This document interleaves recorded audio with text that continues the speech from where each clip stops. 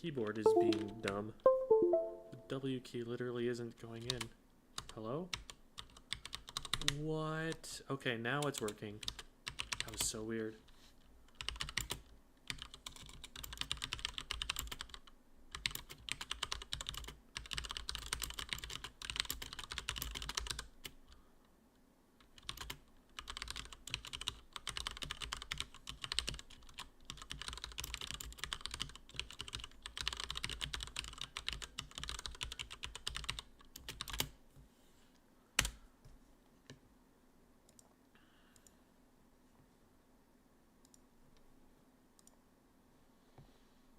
Okay.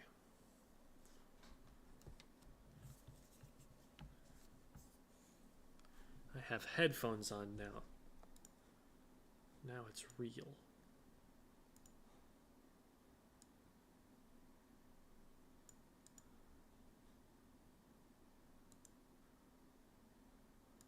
Okay.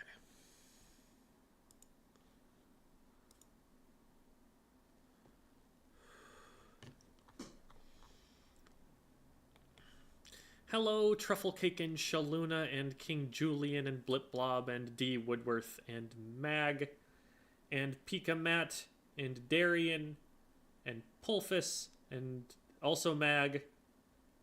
I definitely read that twice and didn't stop myself before I read it again.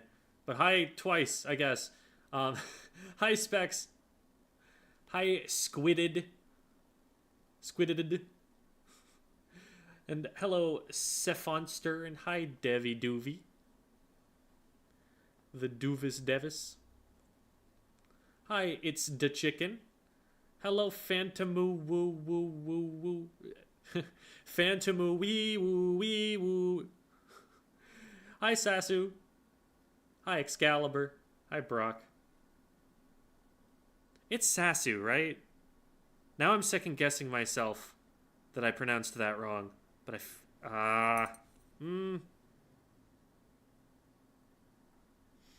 Fear. Was carbon played in this tournament? I don't recall it being used, but we'll go through. Close enough. Oh no. What did I do?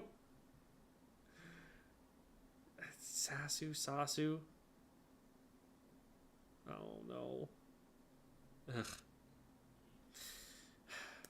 Anyway. And hello, Matthew. Hello, Corn Mills. So, wanted to say it was point sensor immediately so bad. Yeah, that was a big mistake.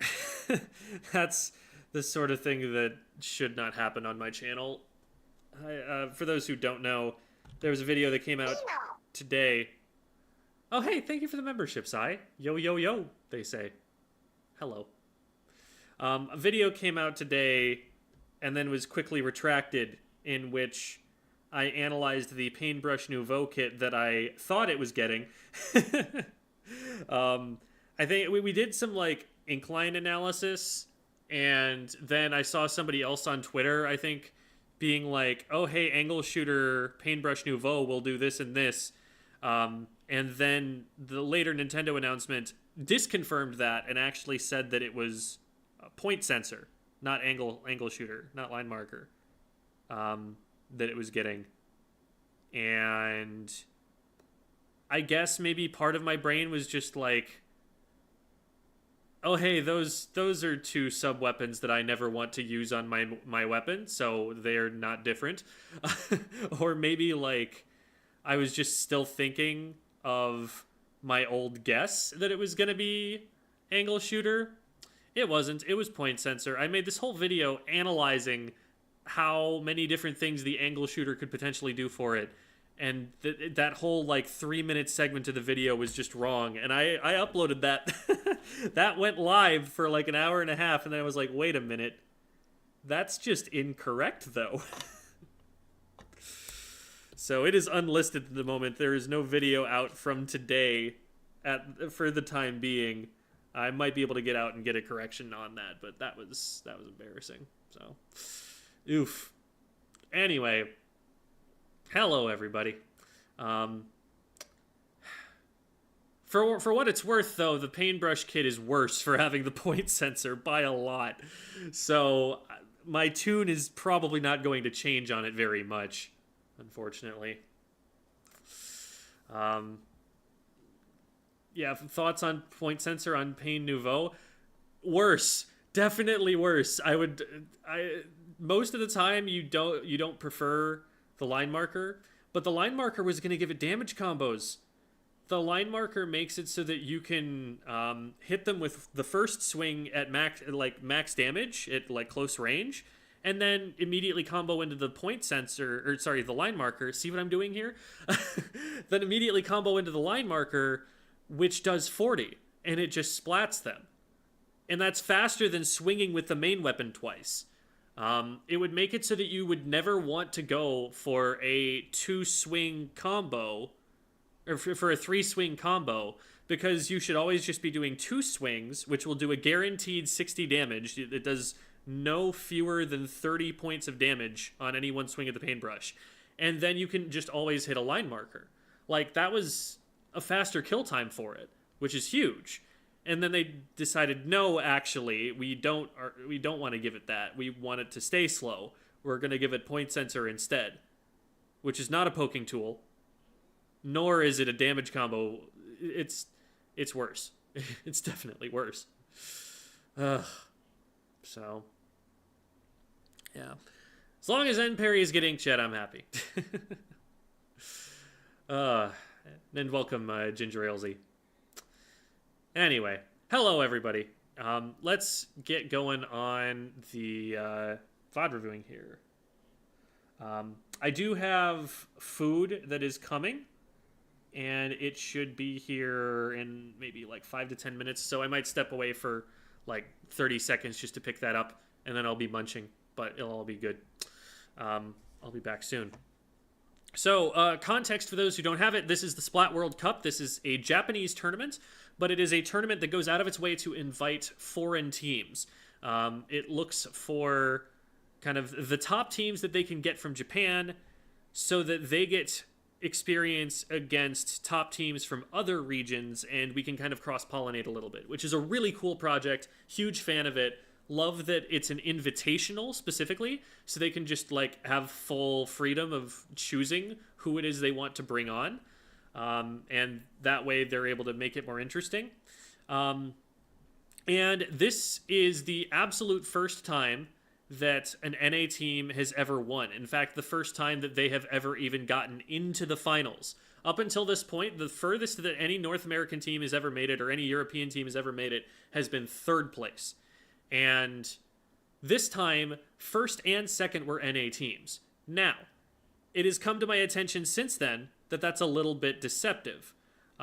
Because something that I did not realize from my research beforehand, before I made my video, is that this tournament ran at exactly the same time, or not exactly the same time, but on the same day as the Koshin Turf War tournament, which is a very prestigious Turf War only tournament, which I believe is run by Nintendo in Japan. And so the top teams in the world were competing there. And we did not play against the likes of Melon and Niagara and Chocopero and, all of the real killers in this Splat World Cup tournament. So this is definitely not a sign that the West is like totally caught up to Japan at the moment. That being said, it was still a very impressive result, and there's still probably a lot that we can learn from looking at it. Another thing that was very interesting about this tournament, let me see if I can go and find a bracket image here. It doesn't look like we have one there. I know there it shows up. Right, hello. There. Okay. So another really interesting thing about this event was that they had more than 8 teams. Usually it's just been 8, and it's very reliably been 4 Japanese teams, 2 or North American teams, I should say, and 2 European teams. They, on the last one in the summer, that was the one exception. where instead of 4 Japanese teams, they had 3 Japanese teams and 1 Australian team, Greasy Goblins. Greasy Goblins has been getting some good results, and they've been kind of making sure to give them some chances to compete at a high level. And it looked, Greasy Goblins was also qualified for the Nintendo World Championships. They're going to be happening in January. So they're doing pretty well for themselves, and it's good that they're getting this kind of experience now when they can. So, the Japanese teams have, taken one slot out and allowed some other teams to get some more opportunities, kind of tried to broaden the scope of the teams that they're looking for. They had a team from Mexico, which was representing South America, confusingly. The regions that they drew up for this were really weird. They also had a team that says AU parentheses KR. That's because the region that they're competing in was listed as like Australia, Oceania, but it was actually Korea. So yeah, very odd. Because they lumped. Basically, what they did was they took the parts of Asia that actually play this game and lumped them together with Oceania. And so you get this hybrid region that's like, oh, it makes sense when you draw it on a map, but those are not the labels that you will ever see used like geographically to describe those places. I think that Spain was also randomly included in South America as a region. I think like they specifically highlighted that, probably just because Spanish speaking is my guess, that just like all of the Spanish speaking world got lumped into South America. Because like it was Mexico, Central America, South America, and also Spain. So that's my best guess about how that was working. It probably makes a lot more sense in terms of the population of Splatoon players, and that's probably why they were doing it. But so they had 10 teams this time around instead of 8, which means that they have a couple of buys. And so you've got these teams here that have to like qualify up to winners round 2, where they're playing against the top seeds. And on top of that, that means that they have room for more regions, especially since EU just couldn't show up to this time. For whatever reason, neither Alliance Rogue nor Kaiser were available, and those were the two teams that were invited. And so they were filling slots, and then some, oddly enough, with all of these other teams. So it was a very unusual, unorthodox variant of the Splat World Cup. They usually don't look like this. And it's very interesting that NA ended up winning it, but also it's not what you would expect of a result if Koshin weren't happening at the same time. So there are a couple of matches that I find really interesting here. One of them was really, it was probably the highlight of the stream, was God's Hells versus Jackpot. Because from here, when Jackpot wins this, now it's just an NA tournament, right? Now it's just nothing that we haven't seen before. So that was kind of the last attempt for Japan to get up into the finals. I'm really interested in Release versus FT Win, but I don't know if that one was streamed. So I'm going to dip back and see. Oh, it was. Okay, I want to watch this one too. This one is definitely interesting to me. Okay. Here we go. So I think we'll watch those two sets, and then it might be worth just looking at the finals or something, and seeing like what NA is doing. But the interesting part of this tournament is being able to see top Japanese play versus top, North American or European play, and seeing the stylistic differences and seeing if there's anything that the two can learn from each other, and so on and so forth.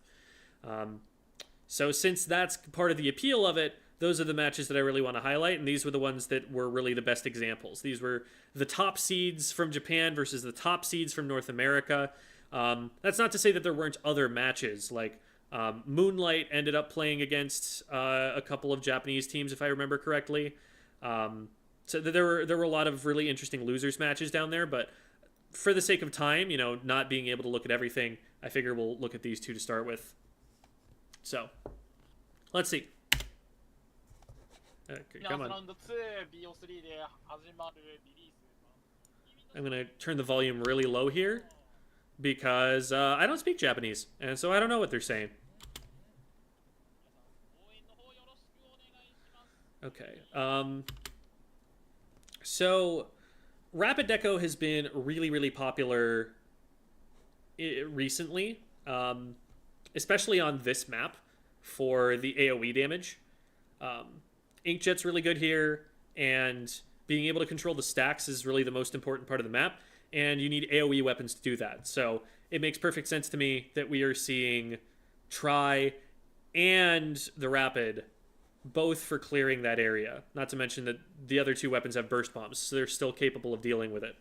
That makes a lot of sense to me, and I'm not as worried here about like team synergy, because right now the meta seems to be, and we'll kind of reevaluate this if need be, but the meta seems to be pick what you individually are going to be strongest with.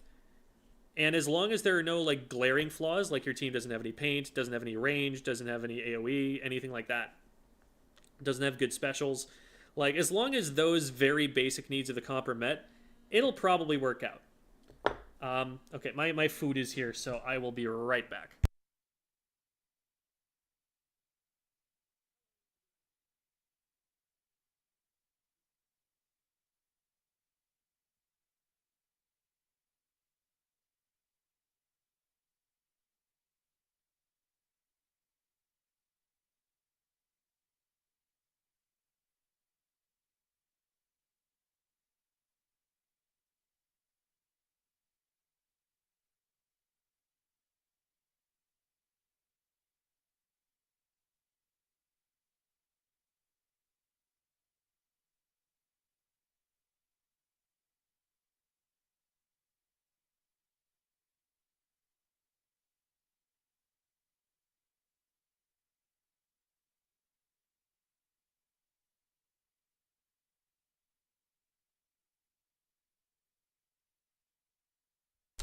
Oh boy.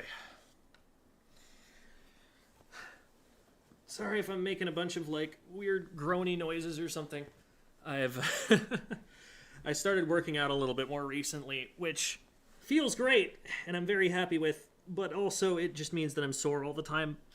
And it's like, sore is the best kind of pain, because you feel it and then you're like, oh wait, that's right, I did something today. But that's what all that's about. And I'm wearing a blanket because that is the primary way that we are going to get Cat on stream today, if we're going to get it at all. He is way more likely to come and sit in my lap and say hi to the rest of you if there is a blanket in my lap. So I'm doing y'all a favor. And also it's cold, so I want it.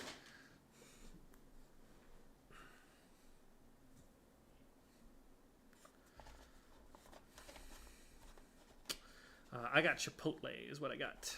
Woomy quackity. Ow, I accomplished something? Why is that ow?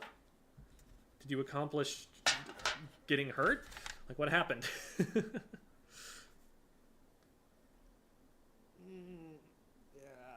okay. When I started working out, I finally understood why people complain about leg day. Like, when did climbing stairs get so hard? Yeah, it's really interesting how, like, we ended up in this idea, especially as men. I don't know, exactly how much this impacts women, but for men, the expectation that men are like taught is that what's attractive is being like really big and burly and top heavy and like having huge biceps. And then, like, what actually is functional for being able to do things and even considered attractive by, like, you know, heterosexual women at least, is, like, not that at all. It's like, yes, like, muscles are good, but, like, in proportion to the other things, and also, like, you've got to have the core to be able to balance and care, like, there's just a lot of stuff that's really weird and wrong about that idea. I've been thinking about that a lot recently, but anyway. Yeah, it's Chipotle. It's all about the deadlift. Yeah.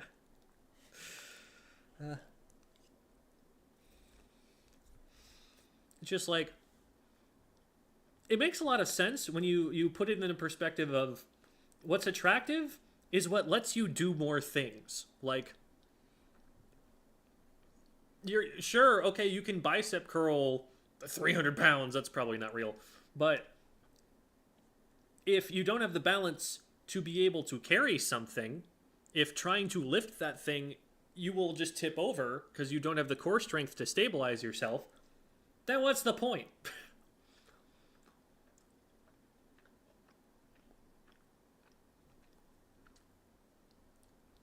It's like, and I find that, like, and again, this is very anecdotal, not like scientific or anything like that, but I've tended to find that, like, a heterosexual woman will be more interested in, like, what she imagines a man can do with his muscles. Like, it's always couched in some sort of narrative, like, oh, he looks like he could just throw me over his shoulder like I was nothing, kind of thing. Like, what is he able to do with that strength? Not, whoa, look at how massive that bicep is, whoa. Like, it's not as visual a thing as it is, like, imaginative. Which, again, like, if you're getting muscle bound to the point where you can't, like, do as many things with your muscles, then what was the point of the muscles? Anyway. Food. Oh.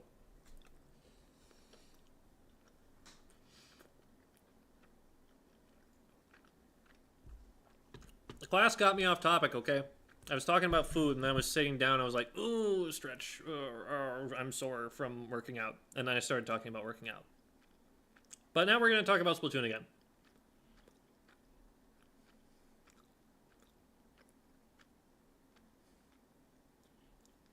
Okay.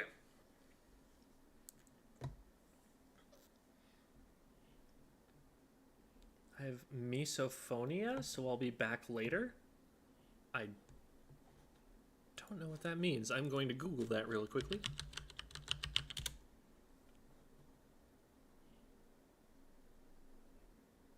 Oh. I'm making food noises. I apologize for that. Okay. I will try and minimize that as much as I can. I do probably need to eat during the stream, though. Just to, for the sake of having a meal in me before it is done. But I hadn't even thought about that. And I do apologize if that's something that's bothering people. But, all right. So I was talking about the comps here, release versus FT Win. FT Win is running this blue side comp with all of the AoE damage there and all of the chip damage. I think it synergizes pretty well. There's not a ton of range there, and one concern is, like, if the Sniper Rider does get good angles, like, on paper, that could be a problem. But on this map, Sniper Rider doesn't have a ton of good angles. It's kind of hard for that to come into play. It's something that, this map has been a challenge for my team in general, because Esper is a charger one trick, basically. He's been trying to get the hang of ballpoint and work that in, but that's still pretty new. Like, he's generally just played chargers. And this is a map that really favors AoE weapons. It's kind of hard to find a good place to stand as a charger sometimes. But you get away with it a little bit because of your team's ability to, you know, push up and hold stacks for you, and that from there you can do some things. And also this, you know, Sniper Rider is a painting charger. It's very much like a half support weapon, so it can still work that way. So their comp the release comp is really interesting in that, again, not a lot of AoE at all. The closest you get to that is the Brella, which you've got like a burst bomb and then the Brella shotgun shot, which isn't really, it's pretty much straight line of sight, just it spreads a little bit more.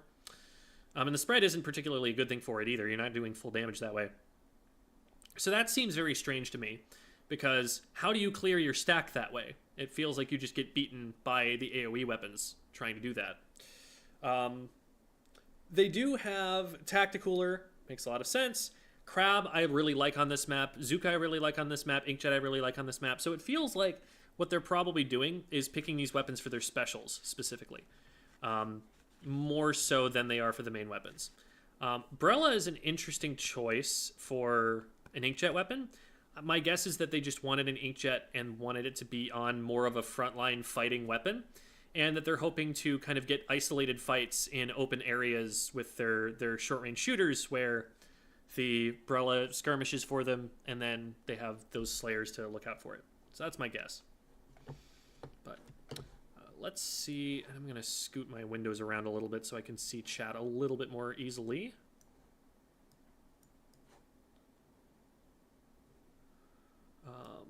There we go. Okay, that should be good. Now I can see you guys.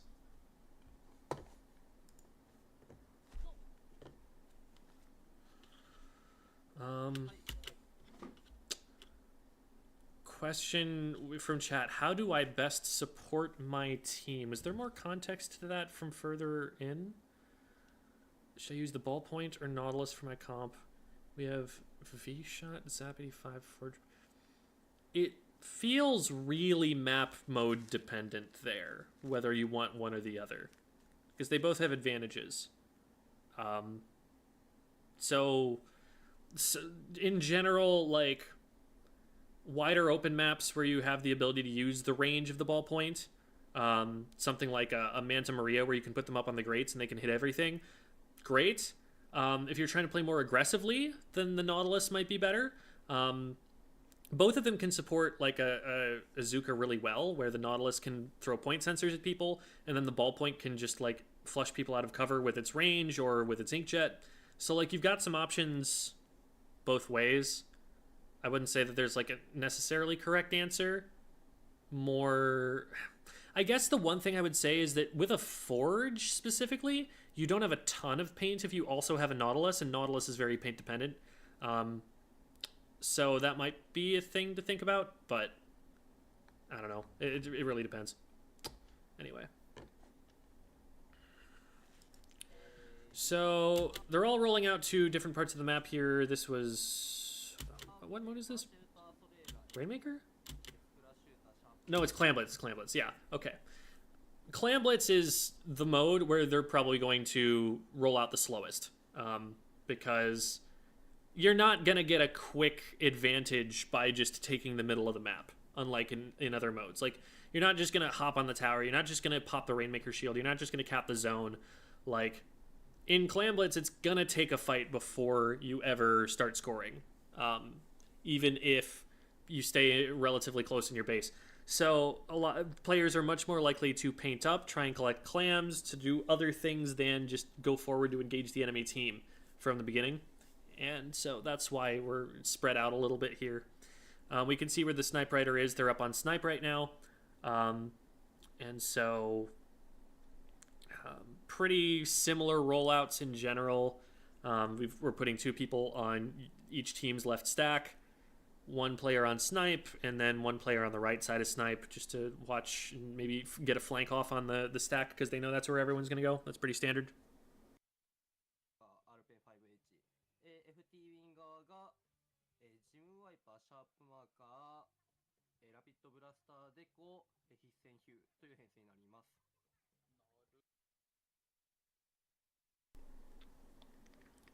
I think that's Xerez and Biscuit. They both fired some kind of chip damage, I think, in mid, and then backed up, seeing if they can get a pick together, playing the chip damage comp. Xerez gets collapsed on there. Zeres is kind of pushing forward, and then they get shoved off the side of the stack, and all of their damage goes into the Brella shield. So well played by the Brella to engage an enemy player while staying safe. That's what skirmishing is, and it works out for them here. Now they're starting to push forward.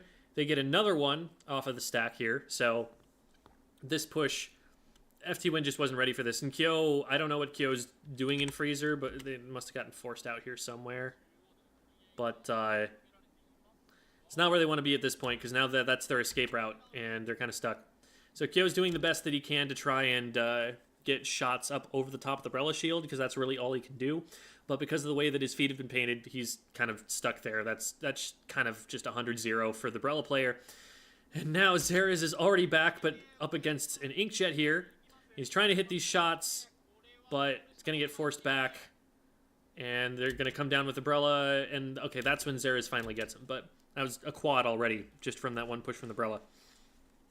So I can see the Brella being strong and the right side closed there. It's kind of the same reason that you would run a Tenta Brella up the sides of like Hagglefish or something like that.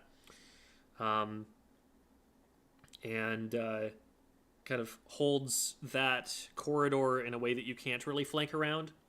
So once they get an advantage, them pushing through there makes a lot of sense. Gives them a really good Inkjet, as you could see they got from there. Gives them someplace to elevate to while still being able to see these really important, vulnerable places on the map. So strong push so far, but did they have cooler when all of this is happening? It doesn't look like it. Oh no, they do. They totally have cooler. Okay. So they have cooler, and so even though this fight is like, it goes catastrophically badly for them, notice that FT Win is already all back up. So, like, a quad has happened. It doesn't matter. It's even. That is the power of Tacticooler. Now, Release should be able to do about the same thing, but it looks like they haven't kept the aggression going here. Because they all had a cooler as well. So here's another cooler. Kyo's been getting these coolers out relatively quickly, considering it's a Tri-Nouveau. Like, that's not something that weapon is known for, getting a lot of coolers. So it looks like he's been putting at least some kind of emphasis on being able to have that ready.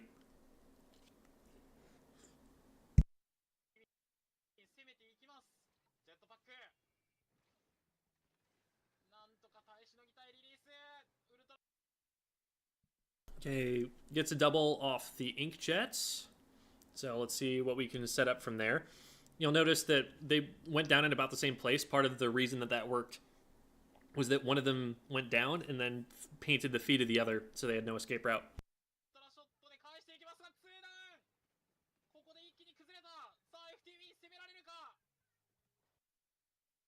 Biscuit is very good at the video game.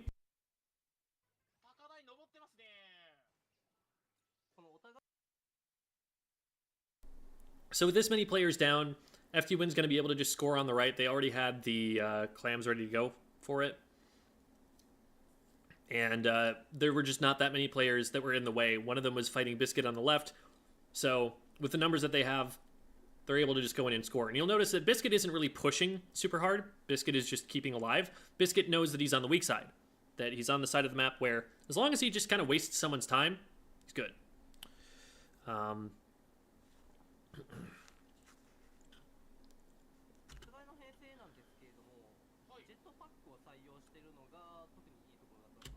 And he's also doing fine because from the back of that wall, he can pop up over the top and fire a shot that's pretty impossible to, like, to fire back against. Because he just fires the shot, hits with the AoE damage up over the cover, and then he's already dropped down back below the cover. Unless you have another AoE weapon, which they literally do not, it's very difficult to hit him there. So he has no reason to really want to push forward either.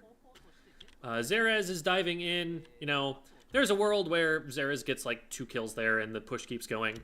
Ends up not happening, but in the meantime, while they were being distracted, get a few more points in. Push to 57 is like worthwhile. It's not super phenomenal though either. You expect that your opponents are going to be able to put another score in at this level that will beat that.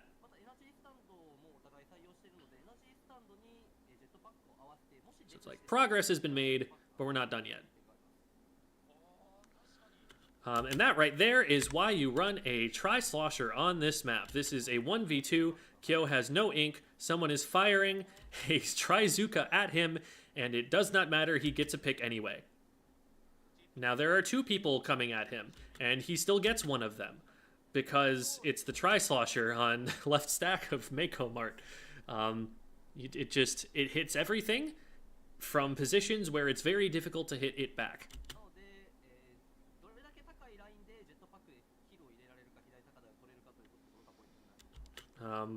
But a good rally here, because notice that Release has Tacticooler, and so they're going to be back in soon. In fact, they're already at numbers advantage. There's an Inkjet in the air to try and capitalize against the Crab Tank, but they kite that back really well. They have all the support they need. They get a score in. Some chip damage there from the Crab takes that player out, and now the Crab's in position to potentially stop them from scoring. It looks like it's focusing on the left side. We can't really see what's going on in front of the basket, but they get one. Okay, Biscuit's getting control of left stack. Yeah, this is a dead push. Nothing going to happen from that.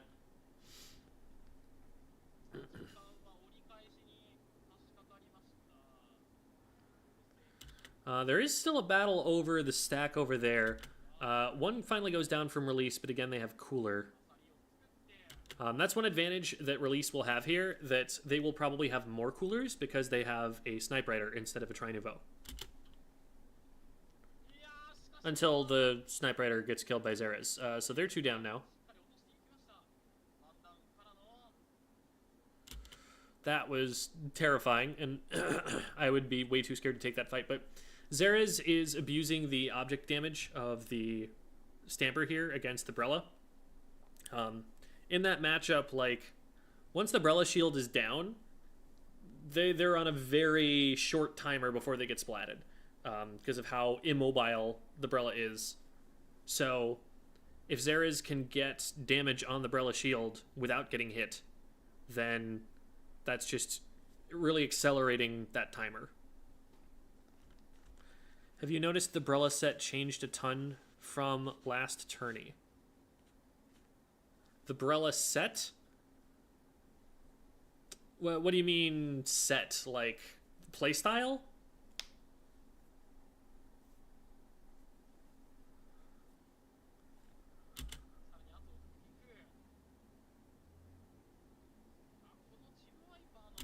Oh, gear. I didn't even look at gear at the beginning of this. Let's see.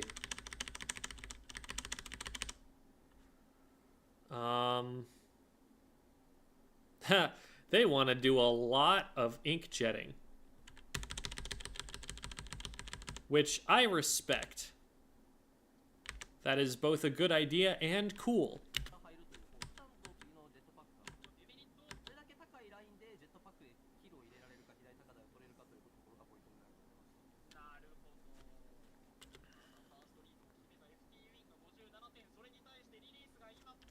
Okay, we've been past this. I think we're hereabouts. Yeah, here we go. Okay. So, I'm kind of surprised that the splatter shot wasn't quite able to... Actually, no, that, being a splatter shot, I don't know if they've got the range. I don't go up here very often, so I'm not super familiar with the range that hits at.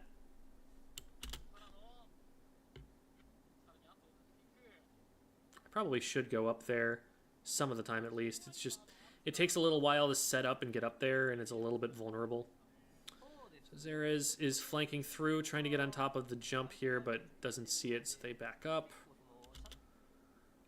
So it looks like, having found Xerez here, they're trying to set up a 2v1. They've got the Brella moving forward to try and engage, and then the Splash trying to get in position to freeze them and keep them locked up. But it looks like it doesn't work out there. The Brella is down. Not sure exactly to what. And I think it's those kinds of situations where, like, it's just all about the execution on the play. Like, do they get this kill on Xerez? This is one thing where I think if there's any place that we've ever been better, like we as in the Western Splatoon community, if there's any place that they've ever been better than top Japanese players, it's probably this kind of thing where you just have a good situation and you need to clutch up and finish it off. Like, I don't think Xerez should get out of that. I don't think they should both be dropping on the far left side of the stack. I think that there should be a pretty hard collapse on that based on what I'm seeing there, and maybe there was a flank that I didn't see or something. Maybe Kyo was out on the left-hand side and they had to take cover from him or something. But that's one thing where I think, like, those kind of 1v1 me bro situations, like whoever comes out on top of that, I feel like that's something that, like, NA has been slightly better in. That's not enough to win games of Splatoon, but if there's ever a metagame or a situation that favors that kind of play style, that's probably what they want to be forcing. And I think that's one of the reasons that, like, FT Win in particular can do a little bit better against Japan sometimes, just that they're, like, there's some of those players who just want to show that they're cracked and can go and kill people.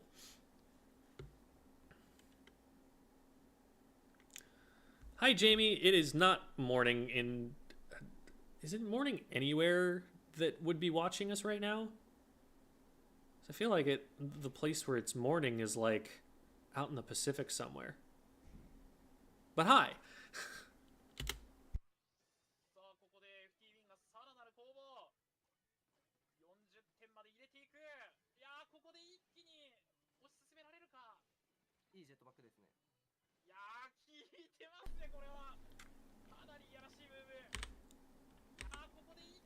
I'm looking for where these points are coming from.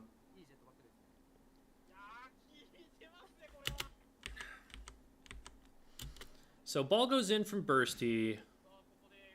Clams go in from Kyo. Nobody's down yet. There goes the Inkjet to try and catch people off of the top left. Someone rotated right. I think that's Kyo. Yeah, Kyo's flanking right, which makes sense. Xerez goes down somewhere? Is that a bomb? Did someone drop down there? Okay, someone dropped down there. And got Xerez. So Biscuit's forced to turn and look at that so that they don't get shot. But now their landing point has no paint on it because Kyo is flanking hard. Someone else is running for more clams. Nobody's watching his jump. This is one of the things that I like to mention to Inkjet players is when you're going up, you know, worry about the player that you targeted. But towards the second half of the Inkjet, like, use some of that Inkjet to make sure that your landing point is clear if you can. The player that Biscuit is shooting at would be a threat to his jump, and so that's probably why he's looking at it. But, like, look at how yellow the landing point is at this point. It's just kind of over as soon as he lands. So he just goes for one more clam. Now it's done.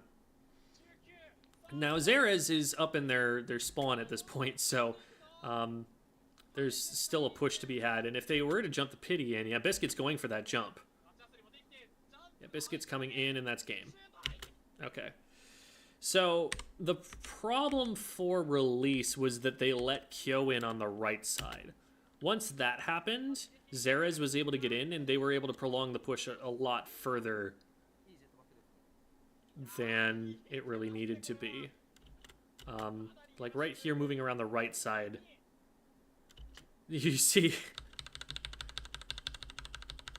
When you are the defending player, and you see this... Something has gone wrong. This is not the position that you want to be in when this is happening.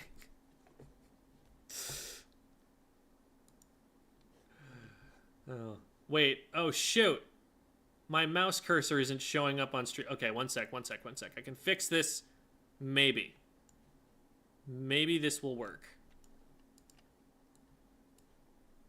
Does Epic Pen work in this configuration? I don't know. We're going to find out, though. Haha! No. Oh, but you can? Okay. So what I need to do is just this. There we go. Now you can see it, which is, oh god, no, that's very weird. I don't like that at all. Okay, we're gonna do this, because this you can see, and then all I need to do afterward is hit the trash can icon and get rid of all of the scribbles that are being made on my screen but not on yours. Oh, it's morning in Australia? Oh, right, it's gonna be morning the next day, because you guys are like 14 hours ahead of us. I wasn't even thinking of that. Happy morning, Australia people.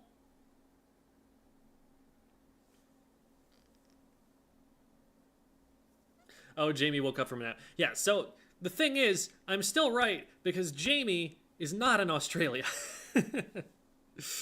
So, all right.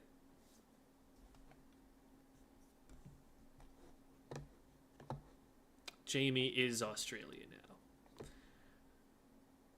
All right, so that was like FT Win won a fight decently well, but then there was just a major defensive error in that the left side of Release's base was left undefended, and a push that should have just gone like 30 or 40 points ended up KOing because they just got an opportunity to jump a pity clam in. So that was game one. Are they playing mincemeat? Oh my god. If I had my druthers, this map would never be played competitively. I don't want any modes of this to exist in a tournament map list. So Xera's is having fun. Got a trade. It was more than the odds probably had it for, but well played.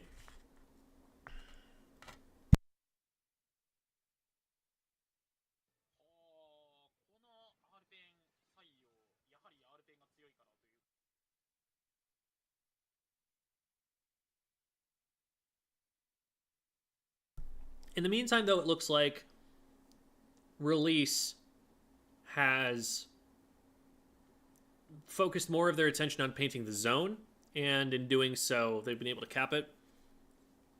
This is a map that can be a really big stalemate, and so one of the potential win conditions for it is simply to bring more paint than the other side has, and just keep that paint on the zone from safe positions, because it's so hard to contest those positions.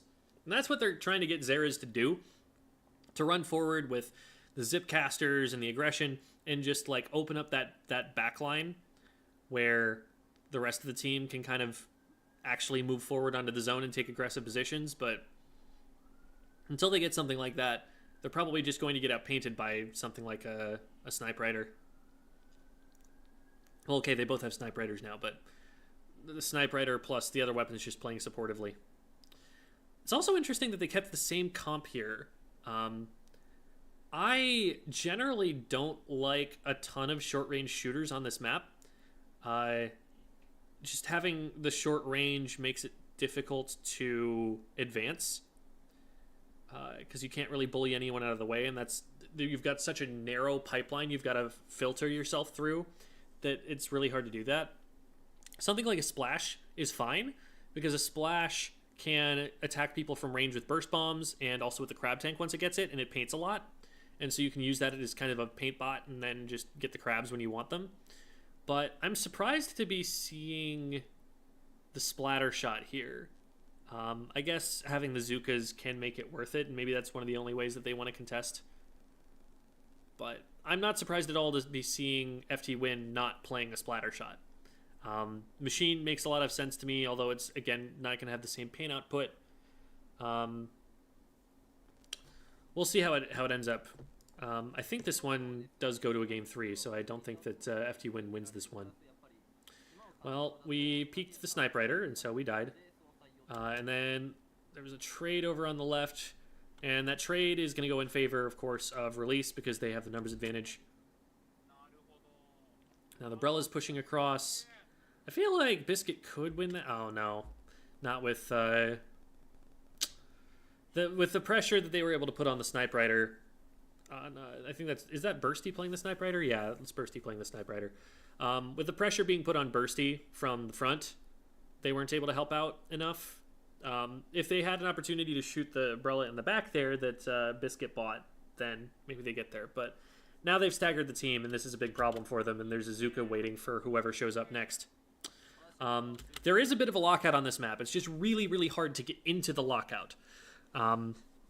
Getting from neutral to this point basically means you have to wipe the enemy team and wipe them given enough time for your frontliners to get forward into this area underneath the ledge. And this is about as far forward as you can possibly get. Like, yeah, you could get up onto their plat, but that's going to take another, like, wipe that you're in good position to capitalize on. That's really hard to do, and you basically never see it. So they've noticed that there's a drop on right. They've been soloing out Zeras quite a bit. Zeros has been kind of isolating himself a little bit. And it's not working out for them here, because as soon as they spot... This is kind of the same exact play they were going for on the left stacks on Mako Mart that I was talking about earlier, except this time it works because it's just flat ground. So they get a trade, which is fine. Maintains the status quo, means that they still have control of the zone. Looks like the Booyah is going on the zone. While Booyah is not like a painting special, it's not like an exclusive painting special. If you can use it in a way that gets the normal value of Booyah Bomb, which is a displacement tool, and also paints the zone, that's a pretty good idea. And throwing it where they're throwing it here is going to clear their truck on the right, as well as painting a lot of the zone. So I think that's a smart place to put it. Forces the Brella forward here, and that just gets the pick clean for them. So now they've got a player down, and they should be able to move forward and try and take the zone from here as long as they're careful about it. Yep. Well played. Kyo able to just zoom in with the tacticaler speed and get another pick off the top of that. So great continuation there off of the advantage that they got. Good snowball. Now they need to keep the zone here. Okay. I was a little bit worried about how long it was taking them to cap, given how, you know, the advantage that they had, but they did manage to get it. Unfortunately, it looks like someone peeled off of the front line to be able to paint the zone, leaving, I think that was Biscuit up there kind of by themselves a little bit on the grates, which was a really exposed position. So maybe a little bit ungainly about how they took the zone on the way forward, not arriving at the same place at the same time. So Zara is trying to get something done over there, and what? Hold on. Was it that last shot? Was it this guy right here that got the splat? That was very strange. Lag works in mysterious ways. Well, they get a pick, and now immediately they launch all three specials. Honestly, it kind of makes a little bit of sense to use three specials at once here, just because it's so hard to bust through in neutral. Like, usually what I say is you want to stagger them so that you have another one to be able to hold with as soon as you do get control, but mincemeat being what mincemeat is, you kind of might just need this much firepower. They'd better get a ton of value for this. They get one, they get zone, but they lose one immediately after. I don't think they really got what they wanted there off of that. Because now they're not going to have specials for a while here. Ooh, that's a big loss, though. I'm surprised that Bursty tried to challenge that. Now they're down a player, and this might... Okay, one goes down. Biscuit's able to invest the crab. And see, look at... They still don't... Release still doesn't have specials. That's the problem here. Like, they're all in, like, the 50s at most. Because all of those specials got used at once. So there's this big drought of specials that they have here. And FT Win were actually on the back foot, but they were able to claw it back because they knew they had a special, and they knew that Release were not going to have a special.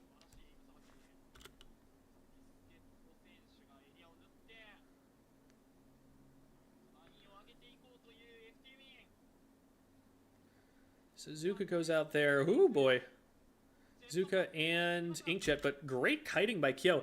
Even if Kyo ends up going down to the Inkjet here, that's still fine because it's a one-for-one trade where Release invested a special to get that, and FT Win didn't. And Kyo isn't even particularly close to the Booyah Bomb, so it's not like they're even losing that much special charge for losing him. Now, if it gets both Kyo and Biscuit, I take it all back, but yeah, that was really well done. Great survivability there from Kyo. Well, I say that. Now, Kyo is skirmishing this for a pretty long time. Kyo is staying in and making a fuss over here. And I'm surprised that for how long he's over there, it's not drawing the attention of other FT Win members. It feels a little bit split with Zera's going on the left side. And I think that might be part of the problem there, that now Kyo can just get jumped on and there's no punishment for him getting jumped on. So that's a 3-down situation that Release are able to win for themselves. Player goes out. Shot is down. Great Shark. Oh, they've messed up the execution on that, though, big time. That player should die. Like, if it's at my level and someone misses those shots, it's like, yeah, whatever. You know, that's just technically where we're at. But at top level, that player should die.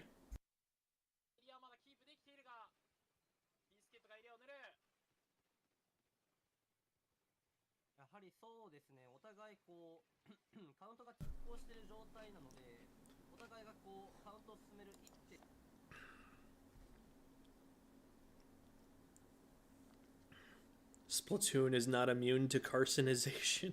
Oh my god.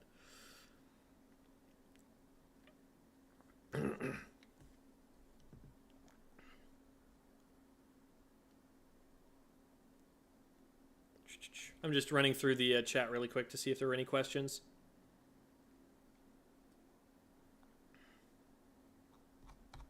Okay. So where did this fight end up going? So FT Win have specials to work with. They go in and there's a lot of paint going out. They're having trouble getting the zone here. Zera's goes down in the process of trying to force in. They still have numbers though, so they're able to stay in.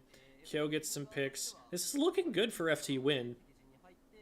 Like, this is a situation I could totally see them taking the lead from. They've got a crab ready to go, so this will hold Release back for even longer. At this point, it's a question of, like, can they possibly take lead before FT Win gets lead? They're going to need to, like, launch all their specials and stuff. Now, Biscuit can just kind of safely paint the rest of this, make sure that the Inkjet doesn't really notice him, he doesn't get hit by the Snipe Rider. That's an interesting place to kind of hide there.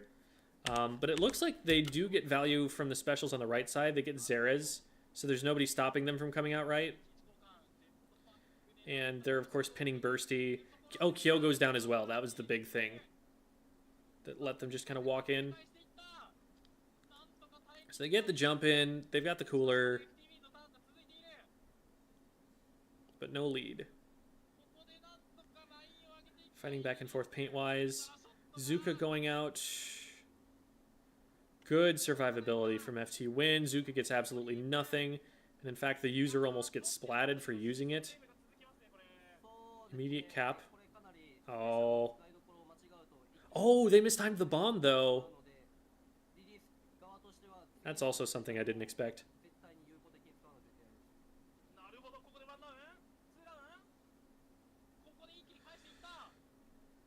Very scrappy, but no clear advantages, like, no overwhelming advantages being won yet. FT Win is 2 down, but, like, FT Win is using the tacticooler well, because when Release is trying to push up to take advantage of their numbers, they're running into players that are jumping in that are already ready to fight them. So, like, that right there, you know, conventional Splatoon says 4v3 situation, player isolated in the corner, easy dub. But now there's two players. The player in the corner kited just long enough for their teammate to slay, and now you're dropping into a 1v2. And so you just lose.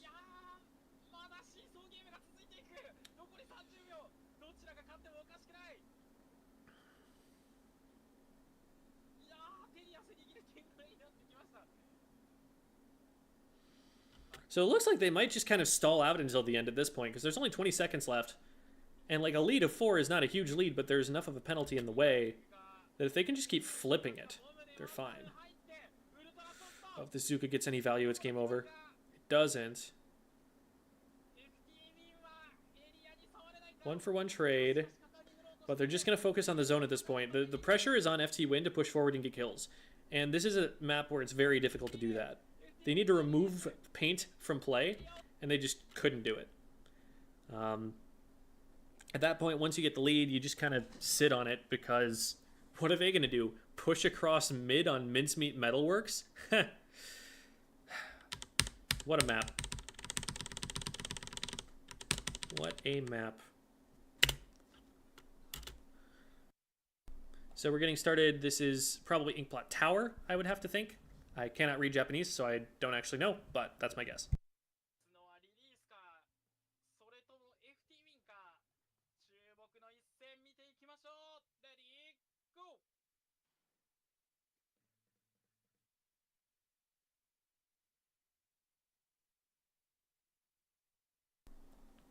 All right. So yeah, exactly what I would expect from FT Win. Lots of swim speed, stealth, jump, comeback. Maybe a few, you know, weapon-specific things here and there, but that's pretty much exclusively it. Then got a lot of the same stuff. We're swapping out for a Neo Machine instead of the Splatter Shot. So that was the AoE that they wanted. And then they've got a Junior to put a bubble on the tower.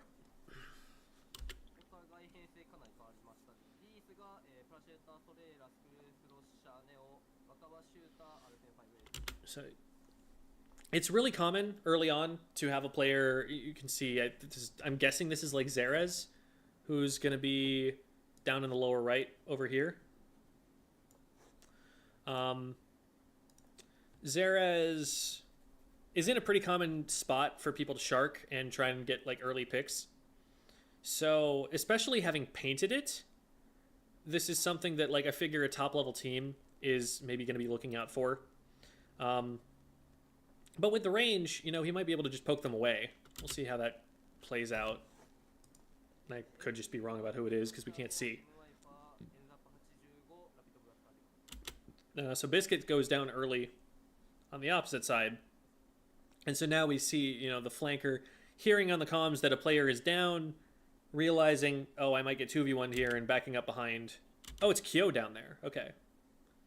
Kyo dropping back to stay safe, but keep applying pressure. Because now the other side has to either like look at him and commit to him, or push the tower knowing that he might flank at any time. They end up getting Kyo though, which is going to slow FUN down substantially.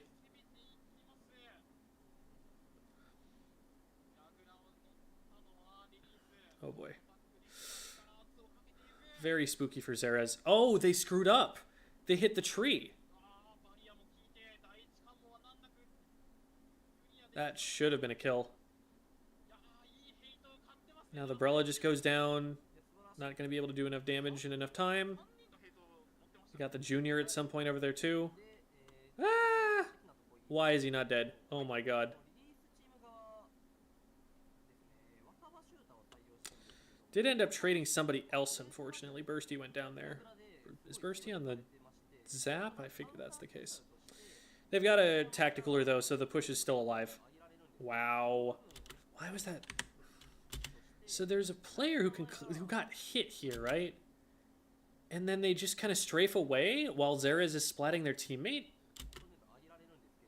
And run away from... Oh, there was an Inkjet coming over the top, too, and so they were probably just like, no, I need to leave my teammate to die and run. Okay. So that'll get first check, which is pretty meaningless. Second check is the one that really matters. Still, it's nice to have. Makes it a little bit easier to get to the second checkpoint. This is very confident machine play. Does finally get shut down. If the rest of their team is pushing in with this, then they're probably at a big advantage here, but I don't know where everybody else is on release. Maybe they're dealing with like Zeras in their spawn. Yeah, that's what happened. What's happening? So the push is able to continue in part because of that. That was a pretty important part of why they were able to keep it going. Sorry, I'm just checking. Okay. If my phone rings, I'm going to pick it up because there's something important family-wise going on at the moment, but things should be okay. So part of the advantage of like Zera's kind of diving in there and maybe even feeding sometimes is that at least it's keeping release bottled up in their base when they have to devote multiple resources to dealing with it. And it's because of that sort of pressure, that sort of like drawing them back into their spawn, that FT Win still has a push going. Like nobody's actually in a position to stop the tower right now. It just gets to keep moving. Oh, and Kyo is able to use that pressure to get up onto Plat too. That's huge. So buckets on this map are really good because the whole way up into their Plat area, there are ledges to hide under. There's a ledge in mid going up onto Plat, and then there's a ledge on Plat going up into Bats, or to a number of other different places. You can just keep the low ground down there and hit everything. And I can't imagine that the point sensors are hurting either. Maybe gives your Inkjet something to target, something to shoot at when they go up over the top. Or gives your Zuka something to aim at. What was the local time for the teams in this match? Let me see if there's a number of hours that it lists here. Streamed 2 days ago. It just says a day. It doesn't say a time. Is there a timestamp here? Yes. Okay. Oh, but it's only a timestamp in the VOD. It's not a timestamp for like time of day. I don't remember. I think if I remember correctly, it's usually like very, very early morning for NA, like 4 a.m., 5 a.m. kind of thing for NA. Which would mean for Japan, it's like afternoon or evening or something. Because Japan is, I think, like 14 hours ahead, give or take. So that would mean like, yeah, 6 p.m., 7 p.m. for them. I could be wrong, but I think they had the times posted on Twitter. It's like SP_Platinum Cup or something like that. I can just look that up right now. That's easy enough to find.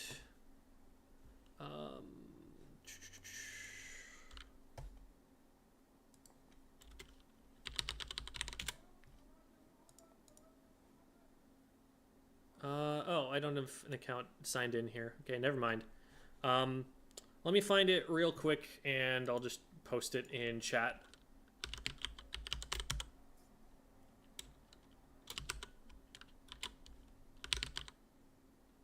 Here we go. Yeah, I was right. It's at SP_Platinum Cup.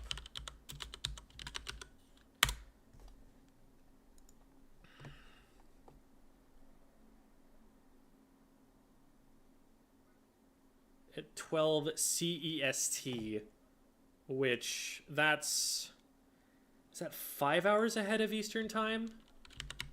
The problem with CEST is I have no concept of when that is myself. Here, time in CEST now is noon of what?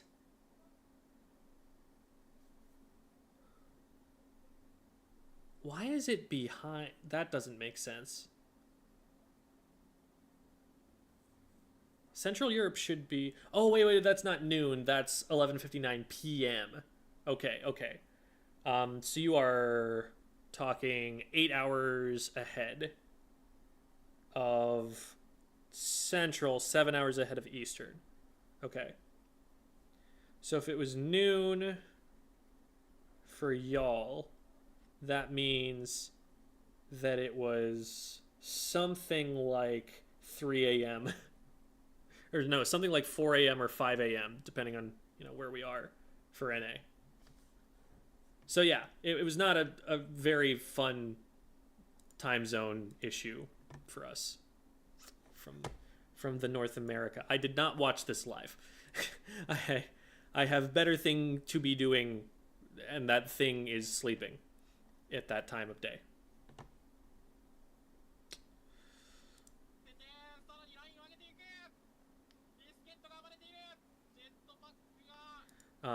And it's not just that it favors Japan time-wise, it's that, like, they need a time where you can compete for North America and Europe and Japan.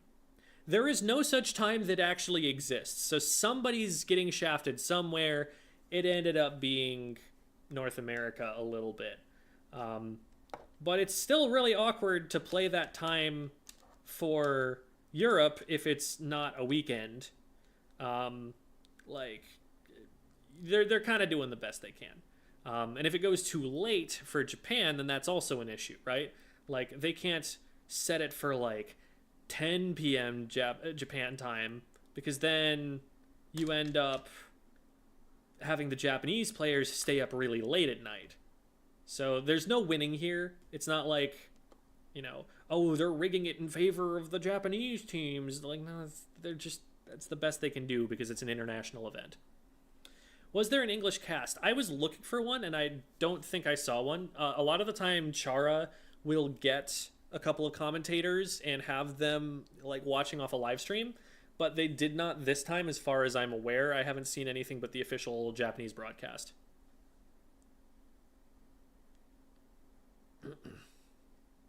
There was an OCE one. Interesting. Okay, that might be worth looking into.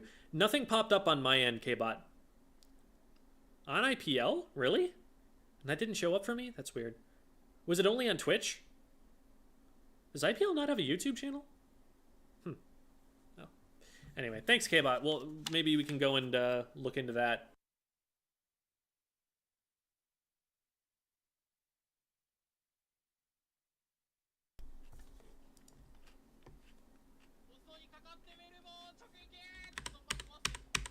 Okay, but FT Wing keeps this push going, takes out the Snipe Rider. Huge deal. They've all got tacticoolers, and now there's an Inkjet on Bats. Inkjet on Bats is immensely powerful here. It is no surprise at all to me that both teams are running an Inkjet. This is just kind of a classic thing to do on this map. You can see everything that the defenders are trying to do. They can't really take any of the strong defensive positions against the tower. Tower gets to move forward for free. Now, the fact that they were able to get the second checkpoint so uncontested here, they got all of the picks exactly when they needed to. But once you get through that second checkpoint, they're getting down to like 30 for free. It is only about right here, at this point in the push, at this point in the game, where you can expect Release to even put up any more of a fight than they currently have. And in order to do that, they put up a bubble right in front of the tower. The Sniper Raider goes down again. That's a huge pick because that means that now there's no Tacticooler. There might have been, residual Tacticoolers after they got them the first time.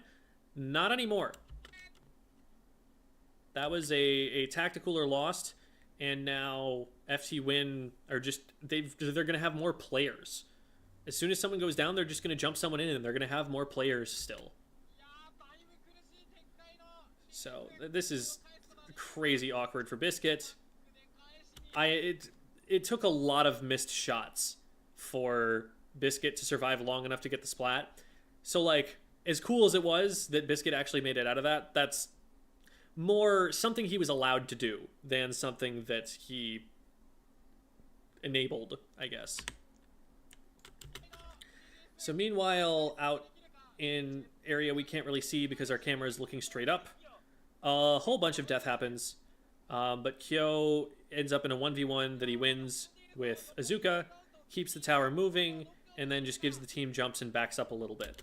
This is really good patience, because if you keep trying to push, you're just going to get a few more points, and then you're going to get splatted. Whereas if you stay alive here and back up, now the enemy team still hasn't gained any ground, but now you get the whole team behind you, and you can set up for an opportunity to potentially KO. 15 is already a potentially winning push. Like, if they get nothing else, they've already kind of done their job. But the fact that they're still here, still being able to jump in, still being able to waste a ton of time, that's worth more than the potential of getting, like, down to 12 instead of getting down to 15. It's like, I do value those extra points. Like, if you know for sure that you're not going to get anything more, then yeah, you go for those extra 12. But 15 is still a really strong push. It's going to be really hard to beat. Ideally, you're trying to set up a situation where they cannot make a push that goes that far or anywhere near that far. And so at this point, it's all about the defense. It's all about killing time for FT win. They're not going to want to take the risk of going down and just immediately losing their lead.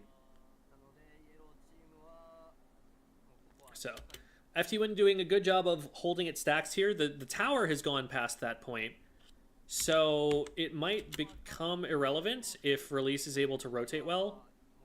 This is a good inkjet. It stops them from being able to get that stack as a foothold. I'm surprised that Release is still trying to force the right side. I would think they would want to send someone through the center, because the reason you take that stack as the defending team is that the tower has to go through that point, and so you can ambush anyone who's trying to ride it. But, like, if they send someone through the center and then someone through the right and then put someone else on tower, you can ride the tower away from the enemy team and just, like, not worry about it getting stopped. So I think that would be a faster play they could go for, but they get a pick, and it looks like they're going to have a bubble up on tower pretty soon. Looks like they're trying to save it because they think they have, numbers advantage. They're going to be able to keep the fight under control without needing to use it, and then they're going to try and use it at the crucial moments where you need to actually break a check, which would be pretty close to right about now. Zuka's going out trying to... And some of the shots are hitting the wall there, but that's on purpose, because if you want to get certain angles, you have to sacrifice one of the projectiles. The other two projectiles that swirl around will still go up over the top, if only the bottom one makes impact with the wall. And sometimes that's what you need to hit the angle. So they're probably doing that on purpose. So the bubble has now been shredded, and it didn't get them through the checkpoint. So they're going to need more. They do get one, and that was the inkjet, so that's pretty helpful, but they're not out of the woods yet. They get bursty, though. But at this point, they've all dropped off the tower, so it's going to take them a little while to get back, and that's a lot of time for FT Win to actually get back into the game. And that trade, that's pretty even trade. If they both had cooler. They didn't both have cooler. That actually goes way in Release's favor. Okay, now they've got the specials. Now they're pushing up. If they can't contest this inkjet, they do. I was going to say, if they can't contest it, then they probably back up and have to surrender the checkpoint. But now that it's down, they might be able to stop it. Oh, they don't stop it. That's scary. Only a minute left. So there is still pressure on Release to get these points here and now and not have to wait until later. Because it's only, less than a minute on the clock. Oh, they just get wiped. So that's one down from the inkjet. They collapse on the machine here. Now what they need to be doing is backing up behind the left stack and staying alive so they can give jumps back in. But someone dies on bats, and then they find the last player stuck back there. Yeah. They kind of just caught a couple players stuck in transition, stuck in no man's land between mid and plat. Because the way that you really keep a push going there is by keeping people, once things are starting to fall apart, you keep people behind the stack on the right over there for us on the screen. So those who don't know, it's this area right here. You keep people behind there and give jumps. But everyone got caught like past this wall back here, where now you're out in the open, you don't have cover, nobody's going to be able to jump into you. So they get the checkpoint, but they're going to need to get control of the tower again. And that's scary. It's kind of hard to do. Especially with the Brella dying to a bomb there.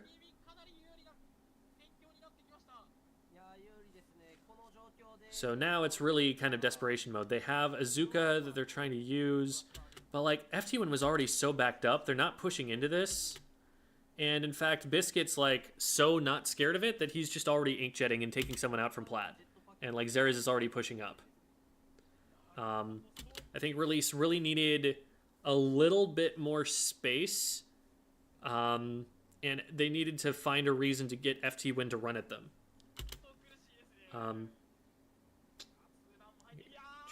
Yeah, this should probably be game.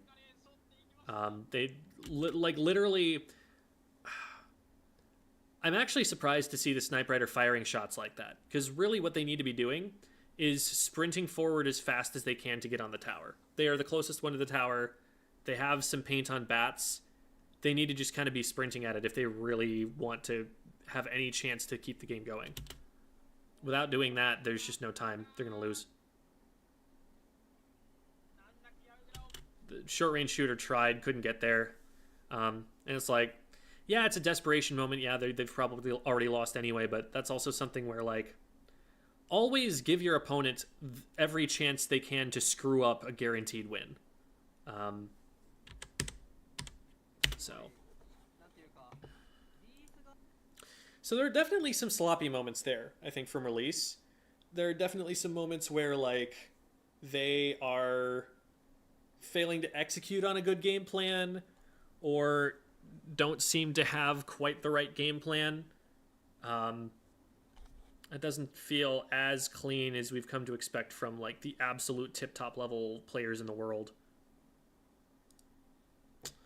What does that put us at time-wise? We've probably got enough time for God's Hells versus Jackpot, and then I'll have to go.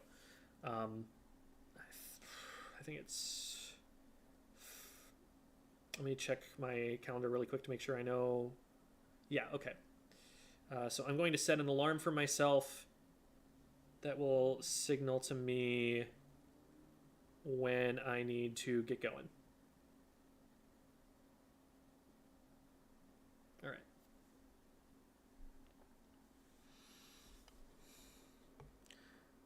Bursty throw that cooler just for himself and have it instantly destroyed so we can charge the next one.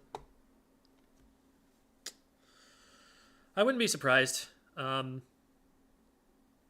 I do find also that throwing it in front of tower, it's like a lot of the time people are just naturally going to pick it up because they're going to be near the tower. And so that's also a pretty good way to do the destroy the cooler strat.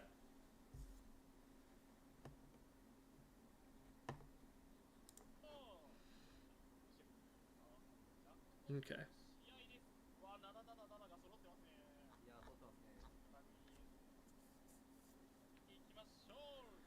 Weird how impactful a couple of fumbled plays are. Yeah, I mean, you get a lot of opportunities because you've got 5 minutes, but if that was the best opportunity you had all game and then a fumble happens, you know, that's a consistency issue.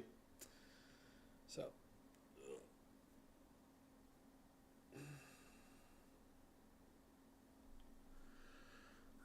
Something funny to me is that some members have Koban written in English and then some are written in Japanese. Yeah, they probably just didn't standardize it between the team. Like, I know on the Grillers, for example, we wanted to have like a standard tag, but then some people would put it in lowercase, some people would put it in uppercase, some people use different symbols, and it was at that point it was just like, okay, at this point everyone's just going to have their own unique way of writing Grillers, and that's going to be our tag. So all right. Oh, okay, yeah.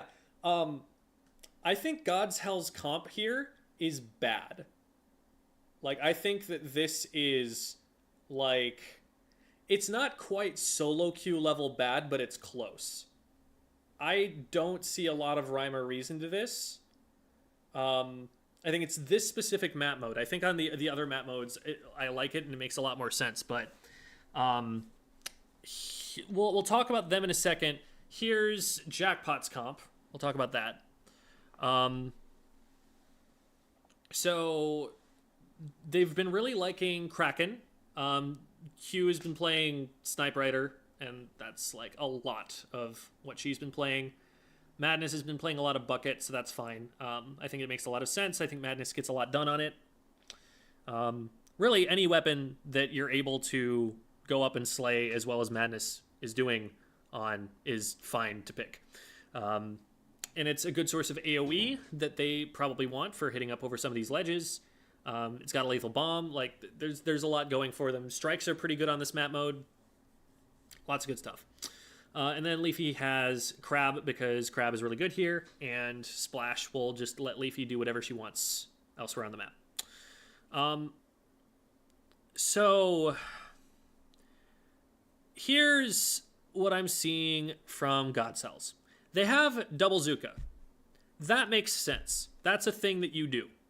But double Splash Wall, I don't like. Splash Walls, you know, they're usable for like small scale, like tactical things where you need to just be able to deny line of sight, deny a couple of shots to be able to finish one fight before you can turn to another, that kind of deal. They can also be a source of like survival against like a backline weapon. But if you have two of them, now you're sacrificing, there's a huge opportunity cost to the Splash Wall, which is you don't have a lethal bomb. You don't have a tool that you can use to poke with from that. The Squeezer, it doesn't need it as much as some other weapons just because its range is so long, but it would still really like it, and that's why I think the foil kit is potentially going to be better, depending on how well the screen is doing. And another thing that the sub-weapon isn't giving it, if it has a Splash Wall, is AoE, basically. The ability to like lob things up over ledges. And you don't really have that at all on the Squeezer because of it. So like it makes sense for a 52 to have it to just play selfishly with, and the Squeezer isn't held back too much by it. But when you've got two of those things, now how do you stop the Rainmaker? You have to shoot it, or you have to hit it with like a Trizuka. You don't have the guaranteed 2.5 second stopping power.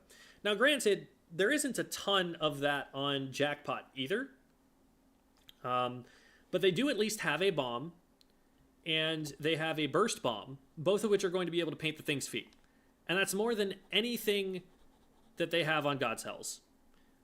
They also have a Crab, which is a powerful defensive special that's going to stay out for a long time and hold ground for a long time. Yes, an Inkstorm is going to be out for a while, but it's going to be dodgeable pretty easily. The Crab is going to be aiming at you. And they have Zukas, but those are over soon. So if you just take cover from the Zukas now, you'll be able to defend later. So they don't have a lot for playing hard defense, which Rainmaker is a mode that's decided by your ability to play defense. They need their main weapons to push up and fight and kill the other team. And when you're running up against like a Kraken, well, the wall isn't really doing much for you. So I think there are a lot of holes in this game plan. I think part of the plan is for the brush to be giving a lot of beacons for them to just keep jumping in and then hold the ground that they jump into with the walls. I think that's part of the idea.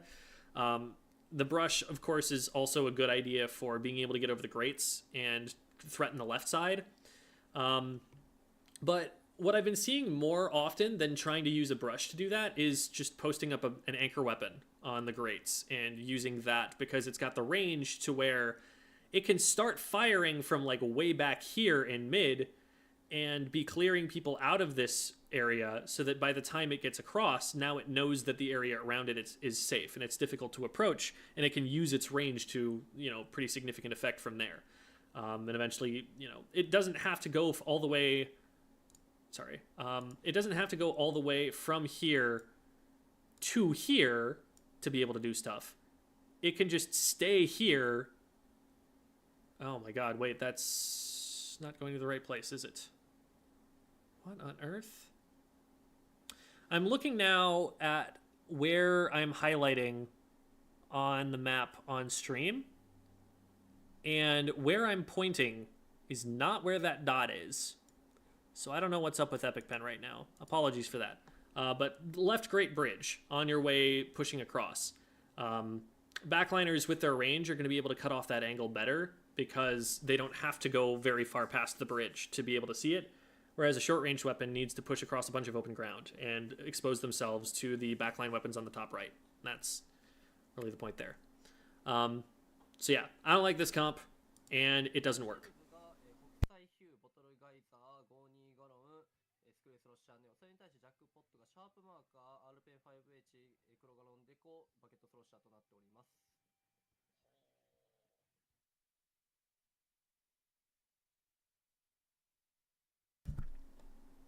Yeah.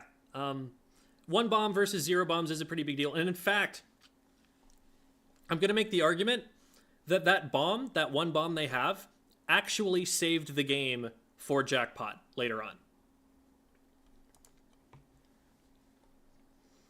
So, it starts out well for God's Hells here.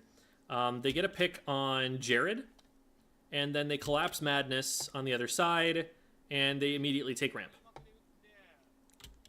So now, what I want to see happening in a general sense is you get someone over the left side to start controlling that.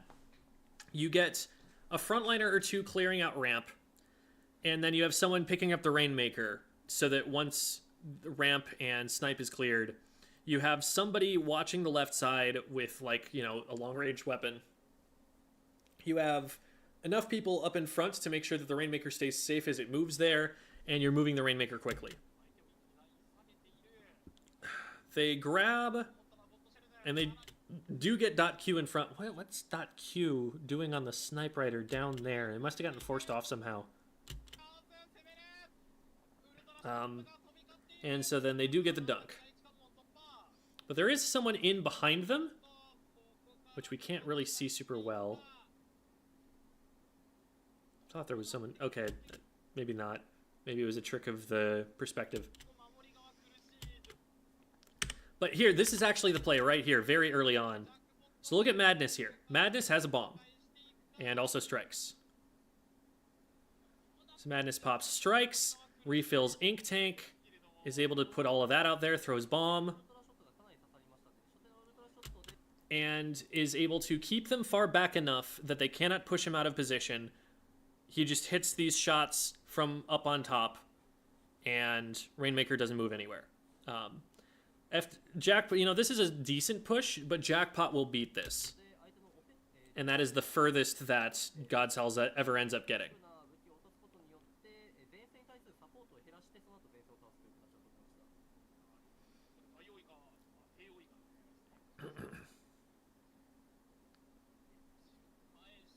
Pre-watched SMH? I watched this, as a spectator. I went and viewed it, because I did a video on this already, so I needed to have seen some of it, but I watched it all just through, in one go. I watched the whole, 3 hours of game footage or something, so it wasn't like I was slowing it down.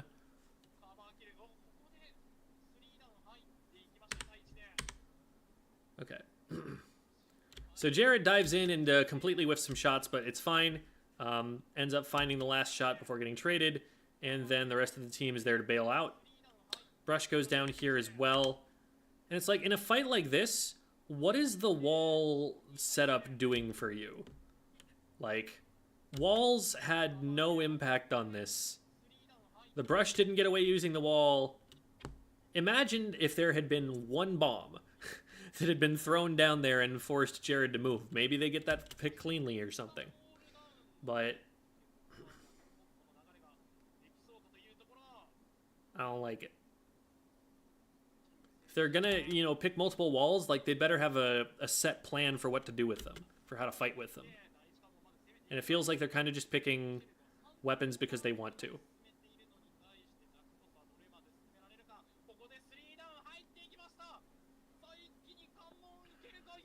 That's a great pick to stop them from getting checkpoint, because that's a huge time loss for Jackpot, but they do get through it here. There's wall versus wall. And now here, Jared has the Kraken. I'm actually surprised that they don't lead with the Kraken here. I'm surprised. Maybe the idea is that they're worried once the Kraken goes in, then that'll force the enemy team to just run past the Kraken and rush the Rainmaker. But it's like Jared pops the Kraken here instead.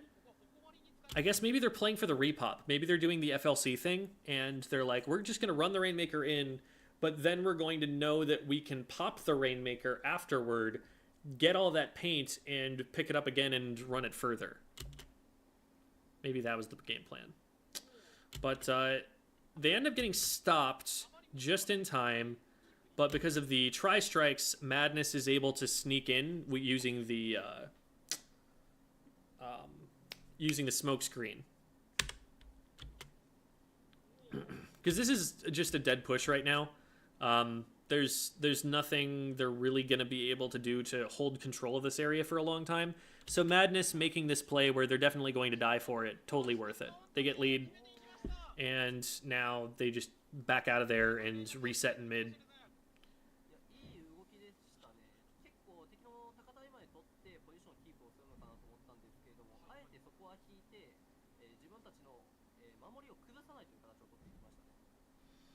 Okay, so I like that they're getting control of the left there, using the machine here to try and, you know, shove Madness away. They do get one, so that's well played there.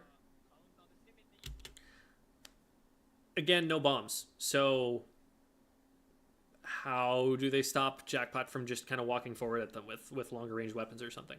I would at least like to see like a wall put up on the left over here if they're going to have that. They've got the walls around the Rainmaker, which is fine, but like the Rainmaker's not going to move forward just because of the walls. And now the Kraken just gets in and kills everything anyway. So maybe they weren't anticipating a Kraken, and the Kraken just ended up being disproportionately effective against the walls. But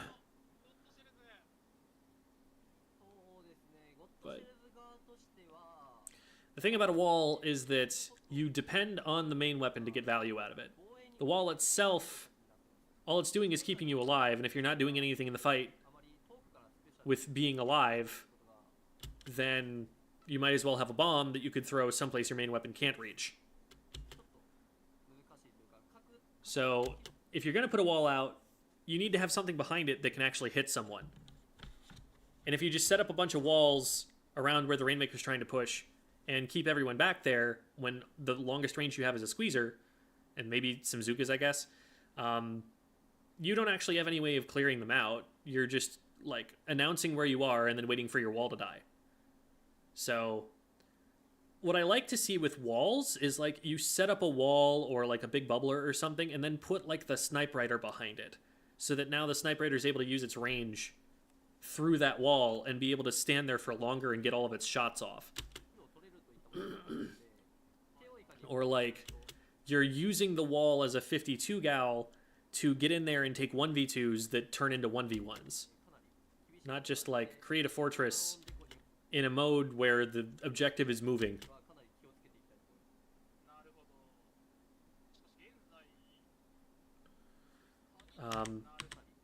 Anyway, so 2 down for God's Hells, and Leafy pops Crab, gets one of the Zookas out of the way.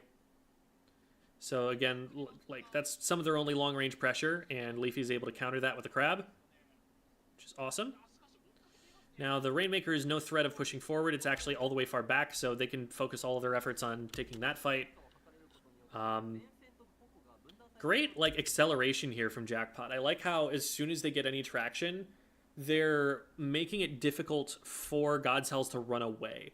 God's Hells are like overcommitted to this, and so they're getting punished pretty hard. They go several down.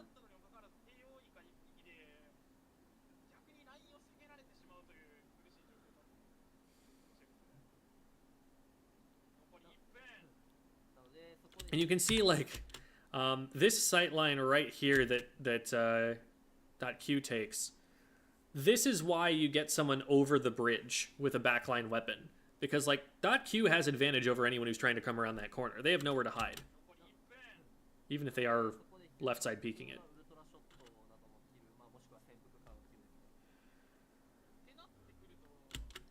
So basically all Jackpot has to do is stay alive at this point and get in the way. And Leafy gets one there, trades another. Oh, what? Okay, why is Leafy not dead? Leafy should die here. Like, sure, Leafy, you know, gets the brush. Fine. Brush has a crappy kill time.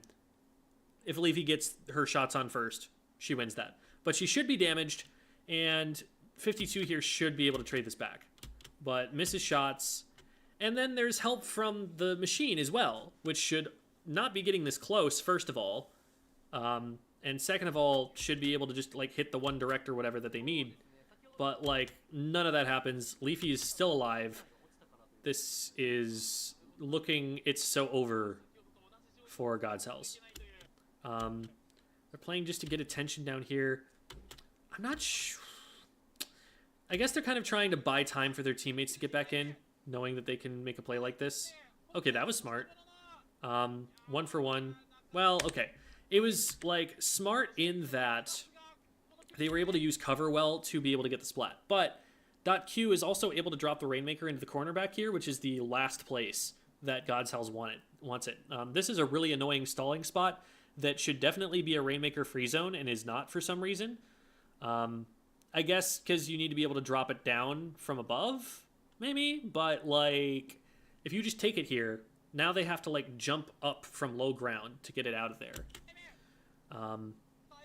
So, yeah, you got the one pick. You got traded back, though. You didn't have a cooler. Enemy team did. And now you have to go and get the Rainmaker shield down in pit there. It's a mess. They're just going to have to throw themselves into Jackpot's waiting arms. Leafy is smart to feed there because in the 5 seconds that it took to splat Leafy, they were not moving closer to the Rainmaker shield, and they were not shooting the Rainmaker shield. It's going to take them time to do that. So, like, even if Leafy just dies, even if Madness just dies, those are shots that are not happening on the Rainmaker shield. And overtime is never triggered. They never even get to it.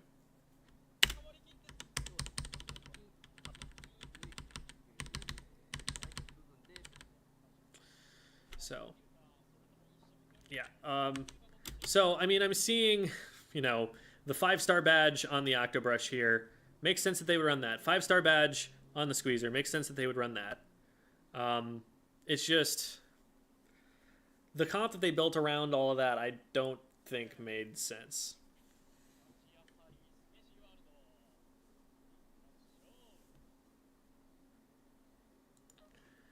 Plan was early push and then sit back and stall with walls after opening Gambit wears off. The problem is you need a push first. If you're going to play like one of those kind of like long range comps where you just try and chip damage them or like play defensively, you need a way to get forward first. And they did not really have that. They didn't have a special that was going to be strong for like a long amount of time. And against teams with top level survivability, like, you need a plan B in case your Zuka doesn't hit someone, I would say.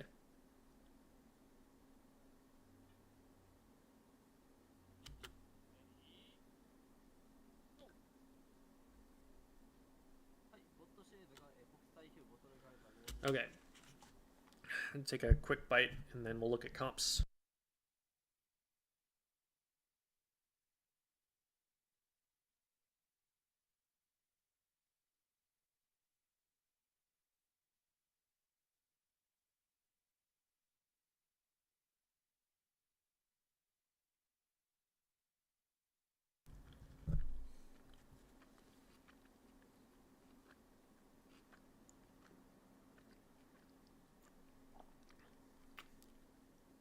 All right.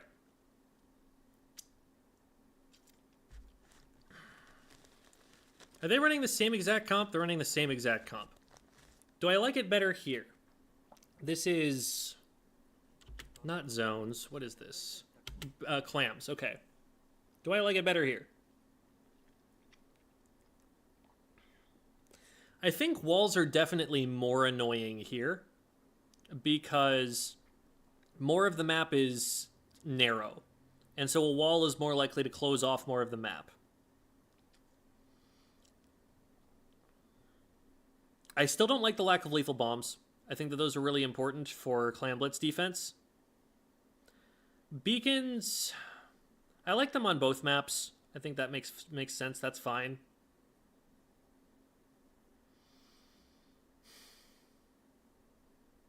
Still not a huge fan, but also this is a map that is not great and that we don't tend to play in Western competitive play as much.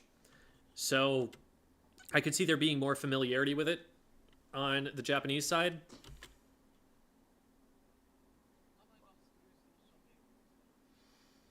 Player goes down right away.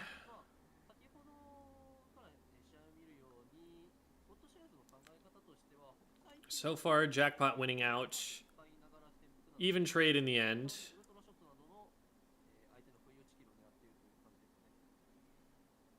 You are definitely going to hit a lot of big money point sensors on this map. Strong crab position. And we see that Godcells is actually playing the underside of the map a lot. Oh, that's an unfortunate drop for Leafy. Finding out right as the crab is going out, that there's a player underneath. Unfortunate. So, no advantages so far. They're doing a lot of like sharking underneath the middle here. I think a part of that is simply they don't have a crab tank. There is a crab tank on the other team. They don't have one themselves. They also don't have the longest ranged weapon in the game. So they kind of just have to play low ground to stay out of longer sight lines.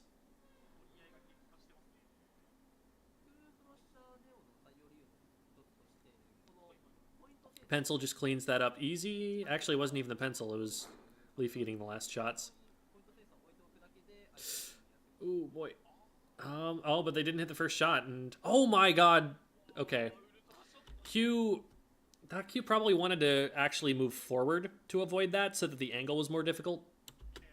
But moving forward might also put you in danger of whoever's on the carousel below. Okay, so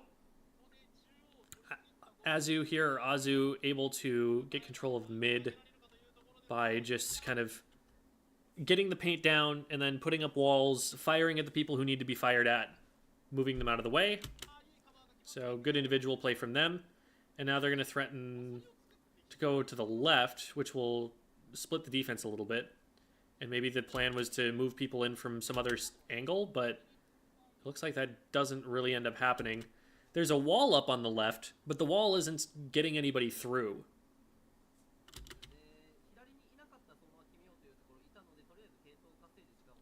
So there's still a 52. Jackpot really forming up around this right side here. That's probably going to let someone in. But, okay, and then they both go down. And then 3 go down. Okay. So this is probably strong counter push for Jackpot. Ooh, Azu needed to not get caught there.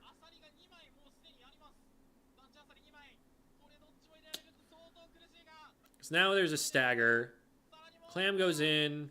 They've identified a couple of enemy player locations. They've already got another power clan. They might get a third. Not quite. That looked awkward for .Q. Felt like she didn't really have a good place to play from. Like, she's on low ground here, so then she has to spend a lot of the time in this fight getting back up to high ground, and by then the fight is already decided, so there's nothing for her to do anymore. Does get one, which will be helpful for keeping everyone back in the game. And Madness lands on a cooler, so unless the player camping it has really good potential to splat someone soon, they probably get that cooler for sure. Unfortunately, it was just the machine that was camping it, which has no bomb. Unless there's a special, there's no way to insta-delete someone who lands. You have to hit 2 sloshes. So You could maybe do the aim upward to lob a shot at them and then aim one forward so that they both hit closer to the same time. It's about the best you could hope for. And not with .q watching and keeping you out of range to be able to do that. Okay. I think they didn't expect Leafy was going to get trapped in here with .q. Like, if .q's here alone, this is probably a win, because now .q can't retreat anywhere. But since Leafy was here, they were like, oh crap, there's a short-range shooter.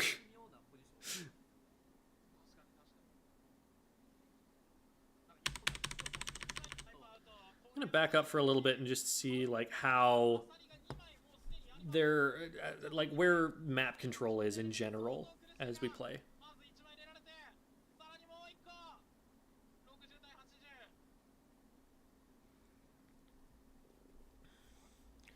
Okay, so .q gets cooler here and then is just waiting for an opportunity to throw it to someone who will actually get it, which she gets when Madness jumps in. It is kind of crazy that Madness won that. That doesn't feel like something that should have been won.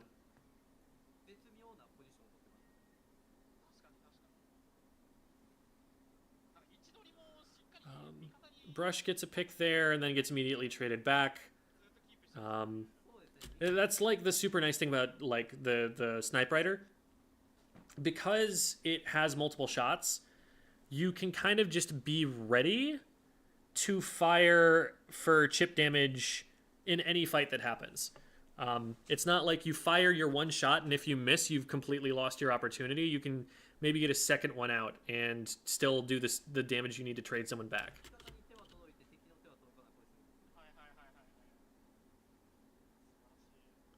Having a second chance is tremendous for a charger. So Leafy sneaks in there and stops the Zuka before it's able to do anything. Great Shark by the Brush, gets 2, but Leafy trades back, so it's even.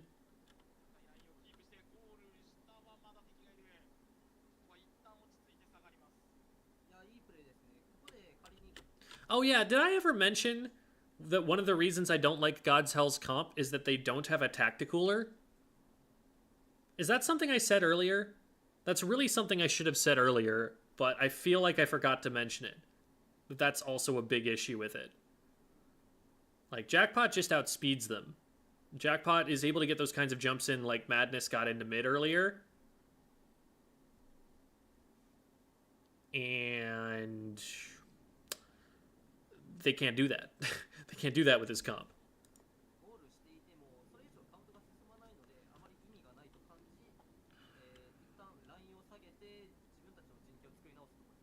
So they've got to play really defensive, but their weapons don't necessarily lend themselves well to defense. So they kind of just like go down and stay down for a while. I didn't mention it. Well, oops. That was a thing. Opening Gambit and comeback. Where are they getting to? Okay. Opening Gambit, though? Like, if you're getting Opening Gambit and putting it on... Okay, what are they running Opening Gambit on?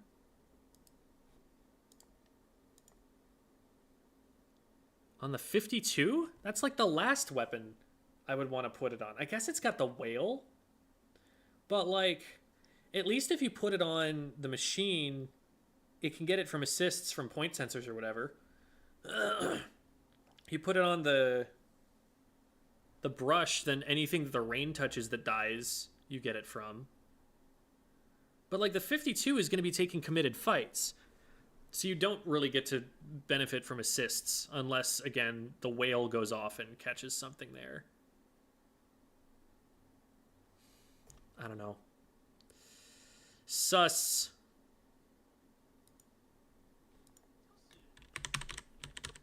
Okay,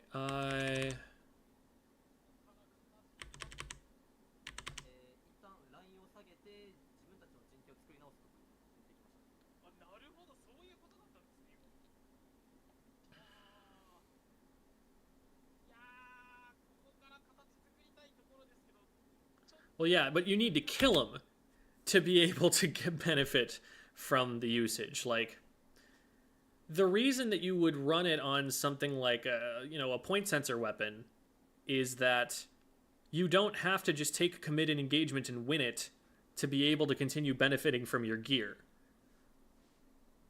You can get it more safely. That's why it was such a thing on the Nova. But if you're running it on a weapon with the intent of just winning using that weapon in the opening gambit, well, then you're just taking a situation where you are already winning and making it so you win harder. That depends on you winning, though. It's the same problem as like Respawn Punisher, where yeah, it works if you've got a 3-to-1 KD ratio. How do you get that? Well, you're not using your gear. You're not gonna. That's an exaggeration, because opening gambit does give you some benefit. It's just like, it feels like something that you do if you think you're going to be massively outplaying the other team, which is not what has been happening. I'm not sure I like it, but it seems to be a pretty widespread sort of idea, so maybe I could be convinced.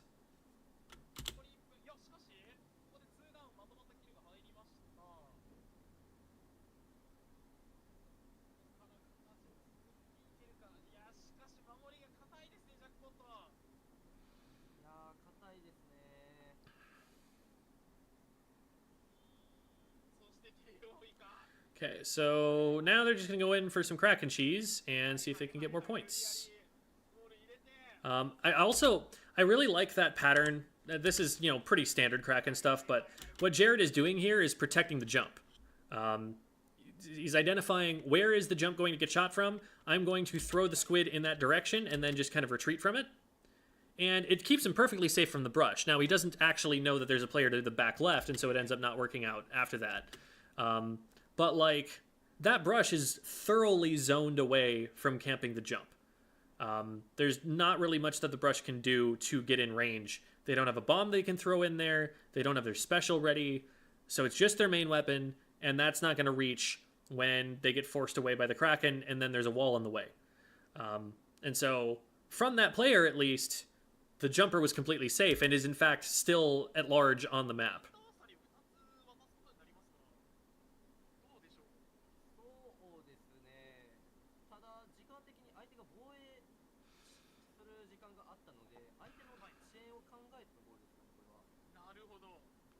Okay, so Leafy goes down out of the crab. They take out Jared on the way up. They're going to be able to score here. And in goes enough clams to win the game. Oh, and they've got someone out around behind it too. This is so obnoxious.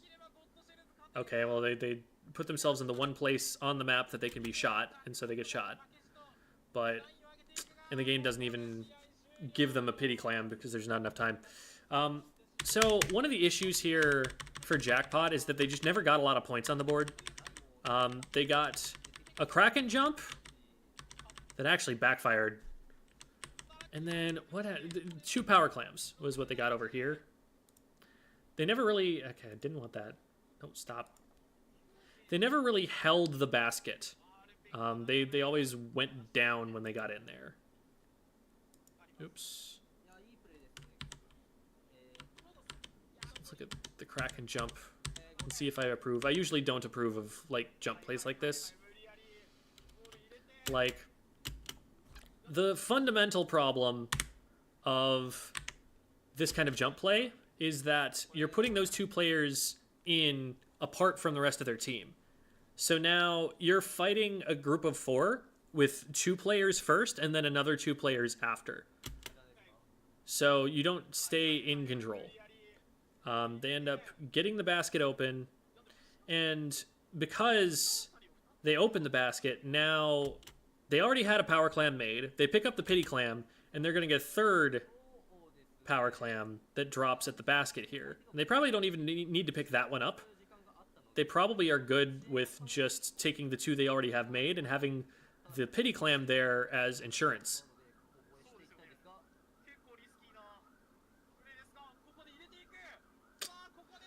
So Yeah, I don't think the Kraken push was really worthwhile. They need to be able to get follow-up if they're going to do that. And you're not going to get follow-up making a Kraken play into a full team of 4 that's ready to defend.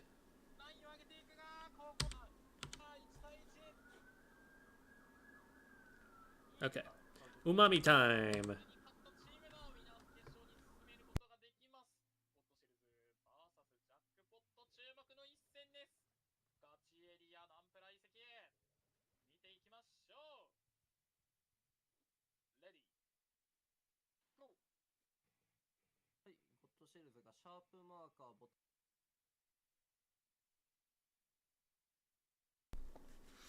I like Godcell's comp here way more. I feel like the brush was not able to do an awful lot, and it's going to be able to do even less on this map because it's so narrow. They now have a special that'll hold ground for a while, some bombs that they can use to stall even if they're not lethal, and they have a cooler. This is also now a comp that's designed to be fast and aggressive. They've got the squeezer to be able to anchor, and then they've just got 3 weapons that are going to run at you. I like that so much more. Jackpot has they've got the pencil and the bucket, which have been pretty consistent. They also have a crab, so they're seeing the value of that special here. And then Nautilus is really good for hitting at the range that you're going to be fighting on the zone. It covers like the whole zone, so even though it's not like traditionally a good painting weapon, it's something that can actually paint the zone pretty quickly, because it just has the right range to be able to do that in a straight line. And it also just fights really well around there, so I'm not surprised to see it. So that makes Rain, which is going to be good for painting zones. Cooler, Crab, and Tri-Strike, which again is going to be good for painting zones as well as for taking space and just nuking an area. Then on the other side, you're looking at Crab, which we've talked about. Trizuka for maybe getting picks on .q since they know that they're up against someone who has longer range than them. And then the 52 is just like a really selfish kit that they're playing with opening Gambit to try and get kills. And the Tri-Nouveau is there to give them coolers. So I like this kit a lot better for this comp a lot better for Godcells.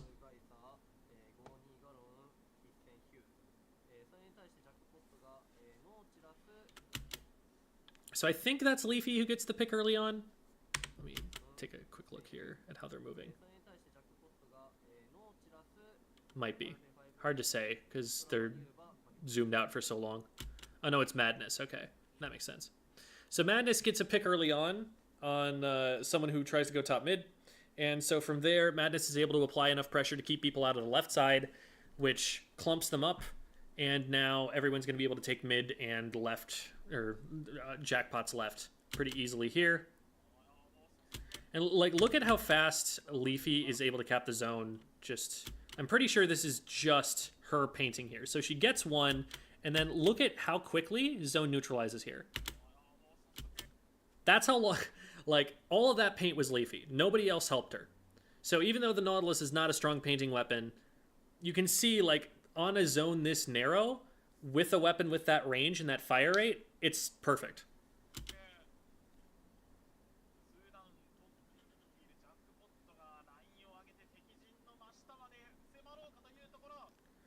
So Jared does a great job there of shepherding the enemy players into one spot where he can just hit AoE damage from there.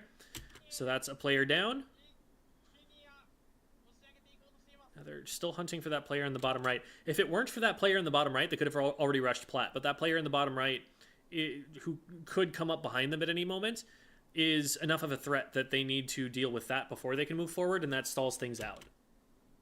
So Madness goes down to go after the player, realizes they're in a losing engagement. Great bomb off the shield from Jared, and that keeps them in position here. But because they weren't able to move quite as far forward, now there are players who have specials on God's Hells.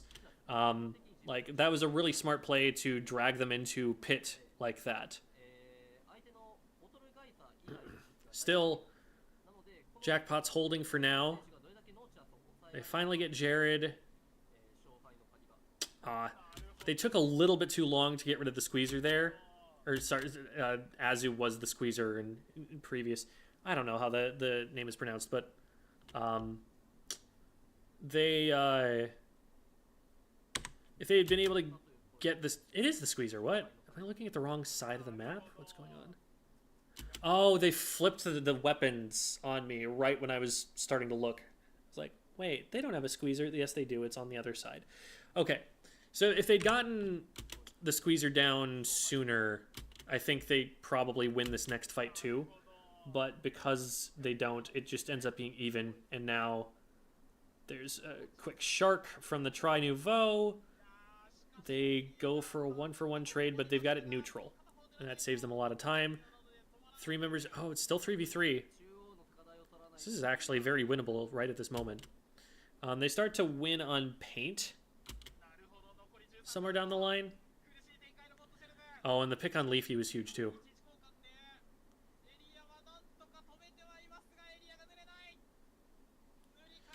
And they just went on paint there as Jackpot starts to pop specials and go for kills. Nobody saw that. Don't worry about it. So Jackpot are going to get control back, but now they've got a penalty to blow through, which is a big deal, as we will find out. Crab ends up getting someone as well.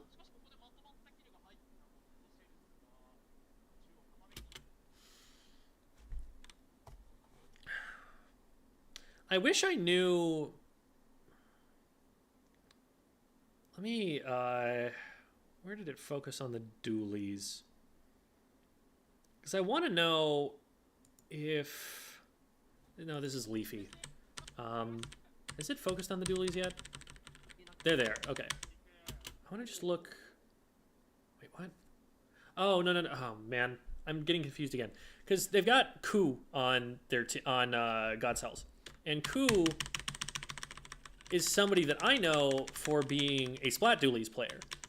So I'm surprised that they don't run that at all.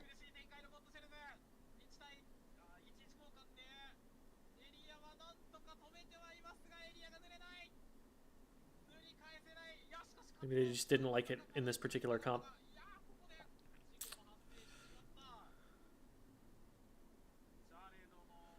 Okay.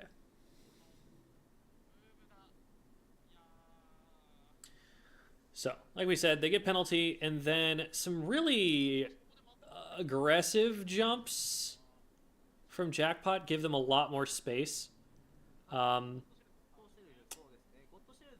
If .Q is able to hold from here, then they'll be fine, but one thing I do like the Whale for is combating the crab specifically.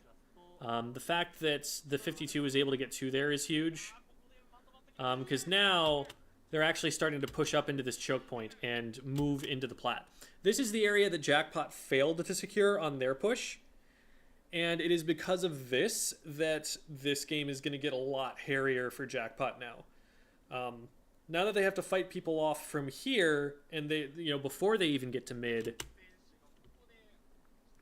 there's a crab. There's a crab now. Crab right there on the dome.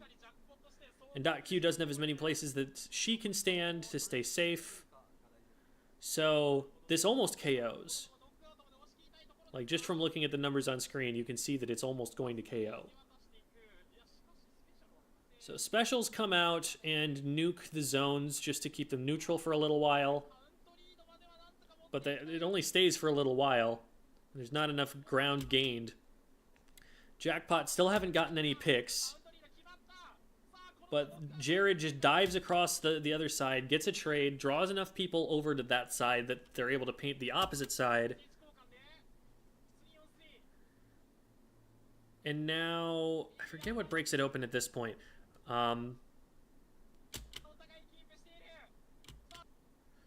So Leafy ends up actually going down. It's 3v4.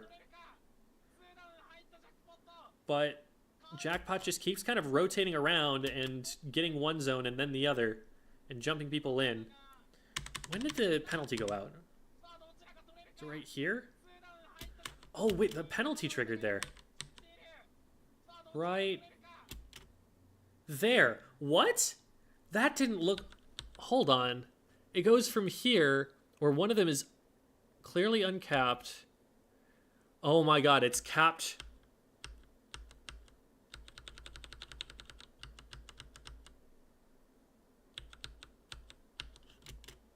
How long does it stay capped? Oh my god.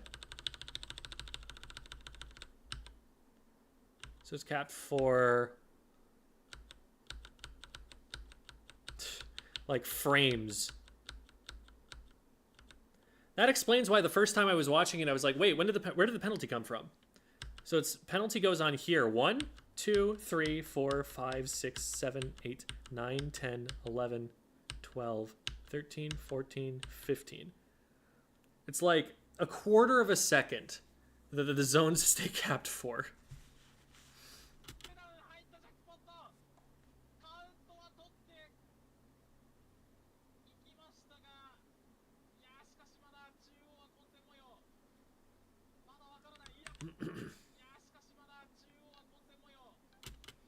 And then all heck breaks loose and like all of Jackpot goes down. But they got the penalty. So they are not losing the game yet. But they have to fight their way out again. They have to do what they already did, basically. Now there are fewer specials to push in against. And in fact, Jackpot might have their specials first. This is already a crab. Crab gets popped. And that gets one. Or maybe it doesn't get one and they got one someplace else. I just kind of assumed. But they're able to solidly win that fight because they have specials. And God's Hells don't. So, okay. We have the zones. Oh, and Madness gets a really good bomb pick there. Just throwing that right behind where they wanted to go. This is forcing them out of choke. It's a really good sprinkler placement there, by the way, on the back of the sign, because it's going to hit the backside of... Like, it's going to hit a lot of the zone, but it's also impossible for them to shoot from dome.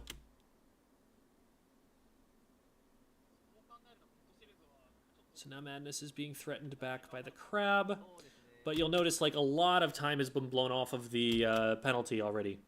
So this is already putting them in a pretty good position to potentially take lead back. So now... God's House has to push with whatever they've got. There's only so much time left. They do get Madness, but one goes down. Goes 2 for 1 in favor of Jackpot. And then they win 2 on the far side while we're watching .Q paint the zone, so we can't really tell exactly what was happening there, but Jared and Leafy clutch.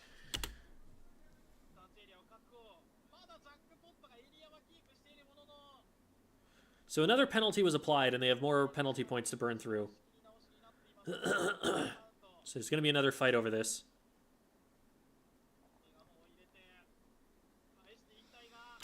Uh, 52 just goes down diving in. And that might honestly be enough. Zuka comes out, and that's just... Most of that got tanked by the sign. I don't really know what they were looking at there. What angle they were hoping to shoot. .Q is in an awkward spot there. Like, I think that the positioning is kind of well played by the Squeezer, because .Q is having to decide between taking a position where she can paint the zone and being in a position where she's out of range of the Squeezer. And she ends up just skill checking him by waiting until the push happens, and then instead of standing there and painting the zone, just shooting at the Squeezer. And wins. And now, since the right side has won, they're able to get the lead there. Very, very, very exciting game to watch live. Not that I did, because that would have been at like 5 a.m. But so Jackpot, like early on, failed to take control of the enemy plat, which is a huge problem. But then, for one thing, they were rotating players in faster. It felt like they were ready to play a fast-paced comp more than I think God's Hells was, because maybe God's Hells hadn't been playing that comp as much because it's a Game 3 adaptation. It just felt like Jackpot were spawning people in and getting them jumps faster and more efficiently and so they had more people out on the map. There were also some moments where Jackpot was able to take advantage of special pacing, of knowing that they had specials and God's Hells didn't, and that they won a couple of key fights due to that. Then there were just some moments where like they clutched, and like there was a 2v2 that Jared and Leafy had to win, and they won it cleanly, and so they got to hold the zone at the end. Lots of little things that's kind of all add up and come from practice.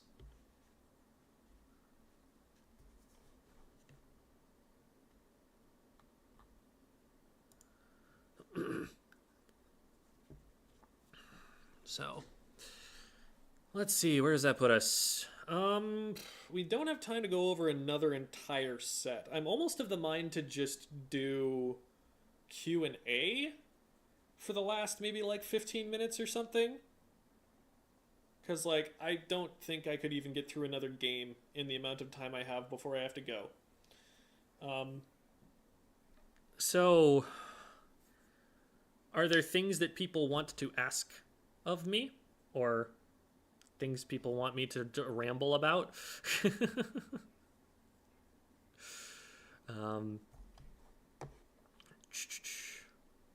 What were we talking about earlier? That everyone was like, what did I just walk in on? I'll also scroll through and see if there were any questions in the meantime. Oh, it's pronounced Ko? Got it. Oh, Ku is a Splat Dualies and Ko is someone else. Okay. I got the two confused. That's my bad.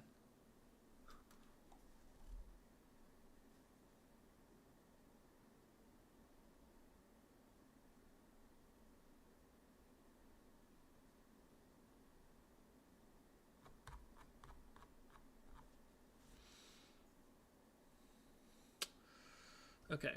I want to ask, do you know if there are replay codes available? I don't know of them, but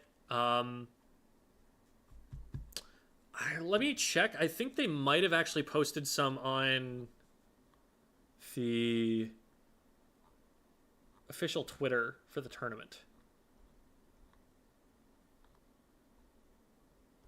I thought I remembered seeing some, but maybe... Oh, here we go. Yes, they have been. Here, I've got a tweet. There. That tweet has all of the replay codes for everything. From winners round 1 all the way up to ground to final. That was a very consistent typo. They had that in the challenge. They had that on all of the streams. It was ground to final.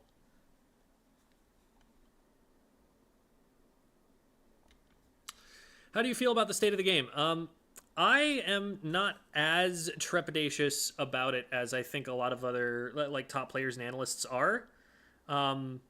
Where they're like, it doesn't feel good that there are so many things that work and it all comes down to playstyle and stuff. Like, I think the meta being to adapt to your opponent is kind of a cool thing that we should lean into and enjoy a little bit. And, you know, maybe it'll help some players who are particularly good at adapting really be able to shine.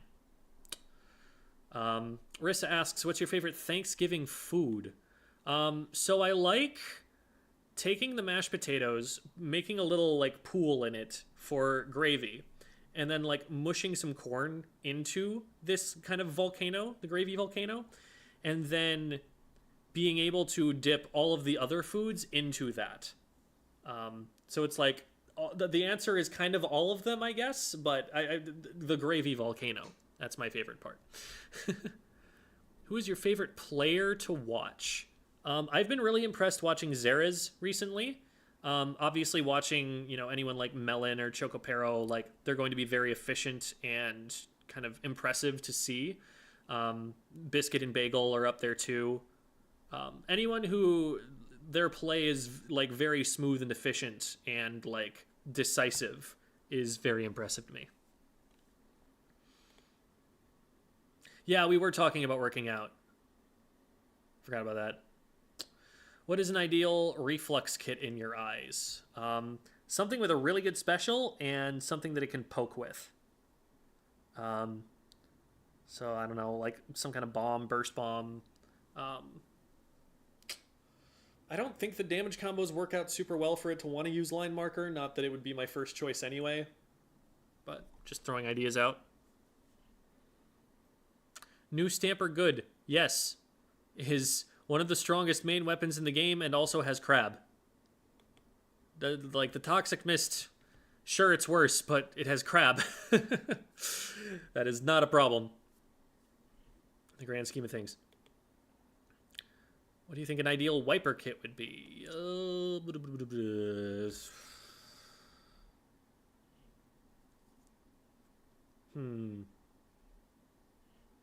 What kind of special do you want on a weapon that's just going to charge in? Like, Ultra Stamp is a really smart choice for it. It's just Ultra Stamp isn't really strong right now. Honestly, Booyah Bomb wouldn't be the worst thing, because you can get in somewhere and then just pop it and stay safe all of a sudden. And then probably a Burst Bomb. I'd say Burst Bomb Booyah.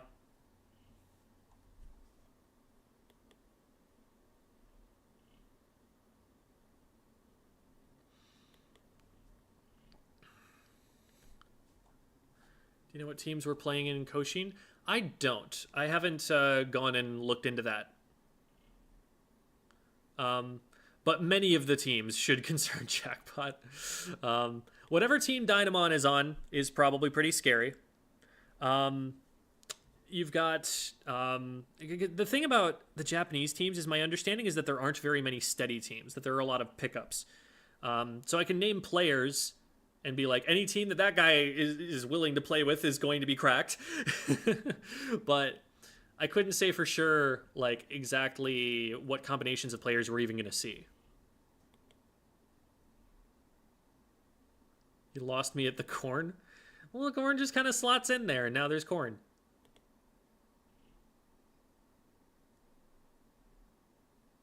Because, like, the corn, you can kind of just mush into the mashed potatoes, and it doesn't really change too much about the texture or anything. Do you think Cerellabrella is worth using after seeing it have some decent results? 4-star this weapon this season. Yeah, I mean, we saw it used here. What was the release? Was the team that was playing it against FT Win? Like, it had some moments. Inkjet's really good, and the Brella is not the trash fire that it was at the start of the game with all of the lag problems. So, yeah, go for it. Especially if you like the weapon.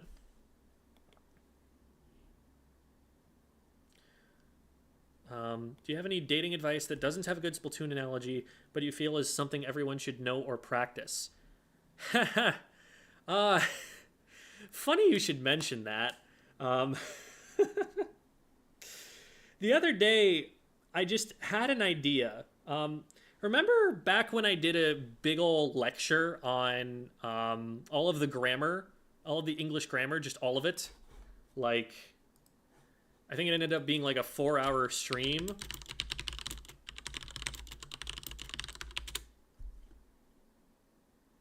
Here we go.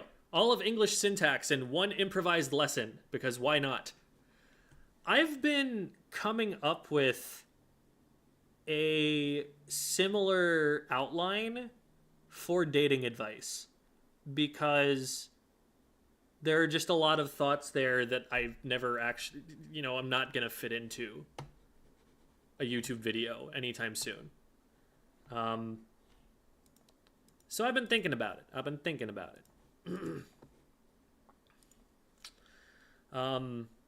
There's a lot, is the short answer to that question. Many advices. A lot of them, I guess the one thing that I can put in very short terms is that the culture at the moment focuses way too much on on first impressions, on getting someone initially attracted to you, and nowhere near enough on developing a relationship that's actually going to work.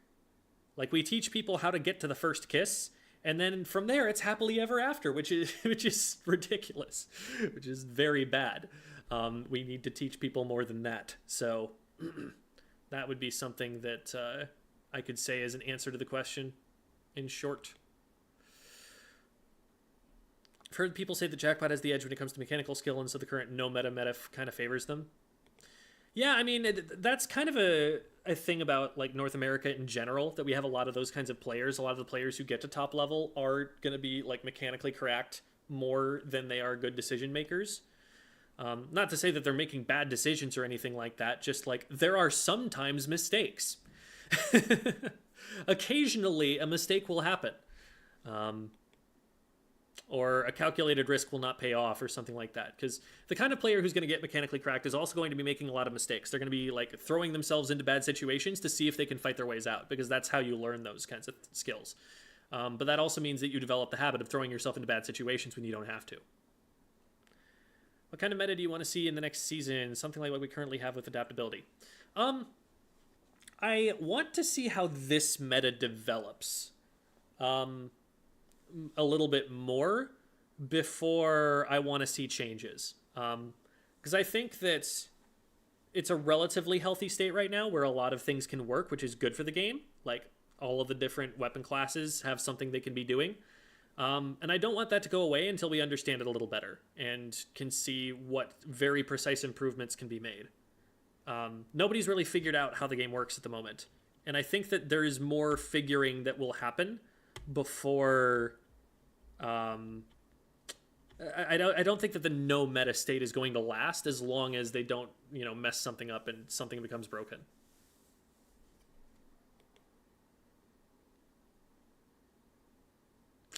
What is the most underrated weapon in your personal opinion? Huh.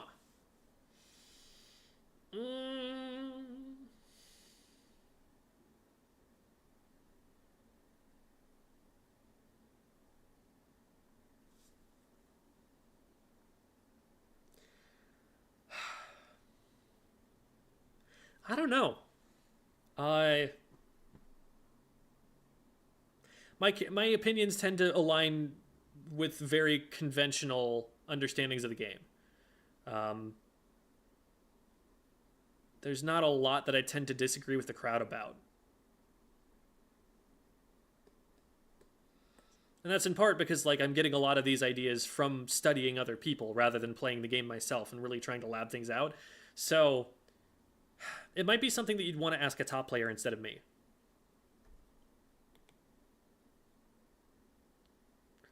Area Cup Jackpot went out top 16. Yeah, that's more along the lines of what you'd expect. And finding out that Koshin took place at the same time as Splat World Cup, everything made a lot more sense all of a sudden. It's just like, I even talked to Ren before I made that video, right? I was like, hey, Ren, do you think there's anything in particular that led to the anomalous result of double NA top 2 at Splat World Cup? That has never happened before. Why do you think that might have been? And he wasn't aware of that himself either. So I blame Ren. That's my excuse. Would you say for skirmishers in general is torpedo or burst better? Depends on the weapon and how well it can follow up on it, I think. And what the rest of your comp as well. Like torpedo forces them to shoot it out of the sky, but burst is more consistent damage that's going to be more of a nuisance. I'd say overall I'd probably prefer burst, but torpedo's not bad either. I would never complain about a torpedo on most weapons.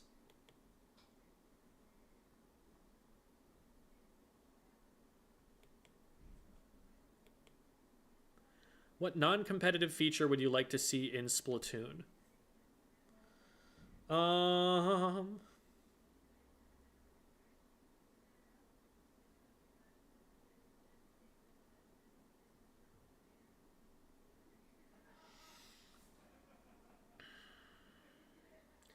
I guess more freedom for modes in Splatfests. Assuming that that's non-competitive. Unless you're talking about a single-player stuff. I don't know. Thoughts on Stamper? The Stamper kit is insane. It's really good. It's going to get used. Koshian? Okay. I love grammar. Where is this lecture? Oh, it's on YouTube. It's under the live tab. But if you just search all of English syntax in one lesson, because why not? That's what it was titled.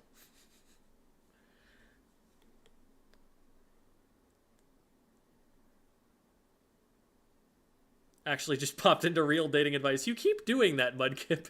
I think that's like the second time you've popped in and I've been talking about something irrelevant. Which song was it that had the lyrics, "What comes after happily ever after"? I don't know, but I think I know what you're referring to.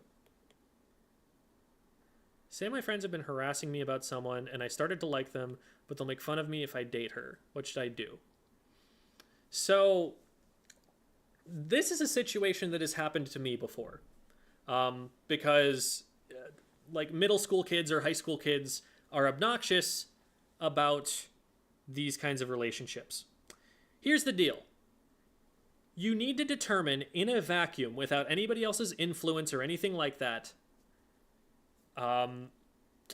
whether you like the person because you actually admire them and like them as a person, or because you are in love with the idea of girl. Here's what I mean. What is it about her specifically, besides her being interested in you potentially, that you would be into? Like, looks kind of pretty, would say yes, is not enough criteria to meet to be interested in pursuing that relationship. You got to make sure that, like, there's actually some compatibility there. You have some kind of common interest. There's something that you really like about her, and you could list that sort of thing. So that's the first thing. Just decide whether you even want this or not. Secondly, if you do actually want to be in a relationship with this person, once you are, and you are enjoying that, it will not bother you at all that your friends are making fun of you. That will not matter. You will walk down the hall, and every single one of them could be pointing at you, going, ooh, and you would just be blissfully happy with her hand in yours.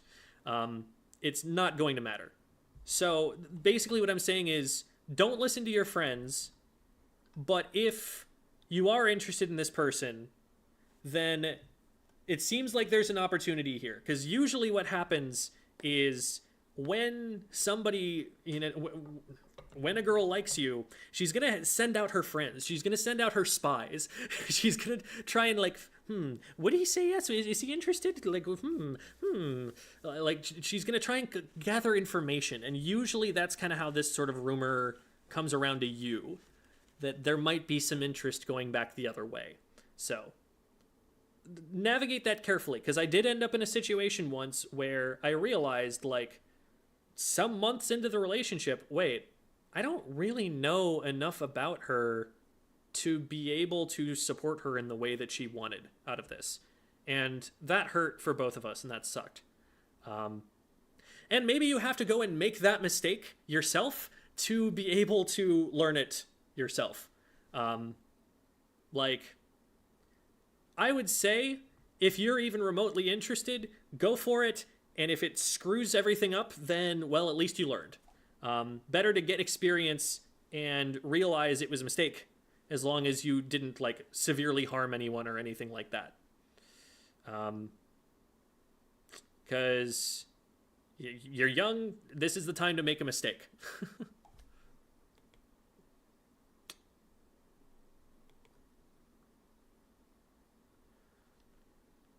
Do you think Japanese players tunnel vision too much into their one tricks? Has this been holding them back in this instance?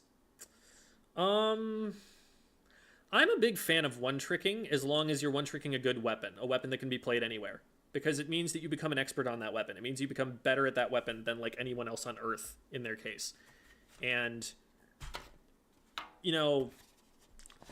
people kind of get this idea that, oh, this weapon wins this matchup.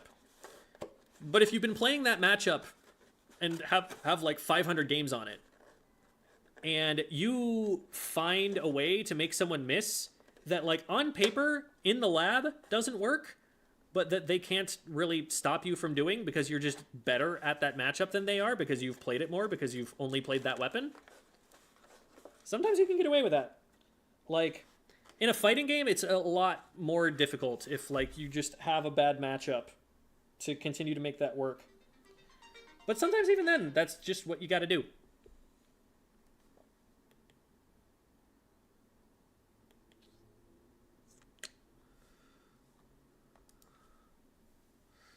Um, Watching a few videos on the matchmaking system in Splatoon 3, people not liking what ways would you improve it if you could?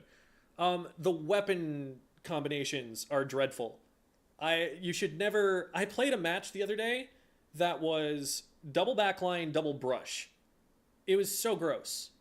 There's no way to approach the enemy team with those weapons. We lost abysmally, and I don't think it was necessarily because we played badly. I think it was because we were just given a bad hand. Now, in the long run, those kinds of problems with the team comp will generally even out. But there are times where it becomes really frustrating, and especially for top players, it's very frustrating. Because for a top player, if they lose even one match, that's putting them down like 20 or 30 times as far as they get for winning. And so having that much volatility that they just can't account for and they're expected to just win anyway, that's not a lot of fun for them.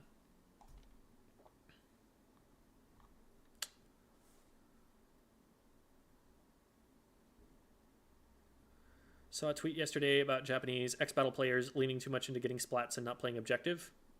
Because that's often been the criticism leveled at Western teams, that the focus of a Western team has too often been to win a fight rather than to play the objective in the most effective way.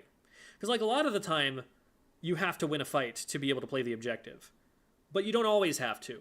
And that there are some situations where people could passively play the objective instead of having to rush the enemy team and get rid of players that they don't take advantage of, that a Japanese team will.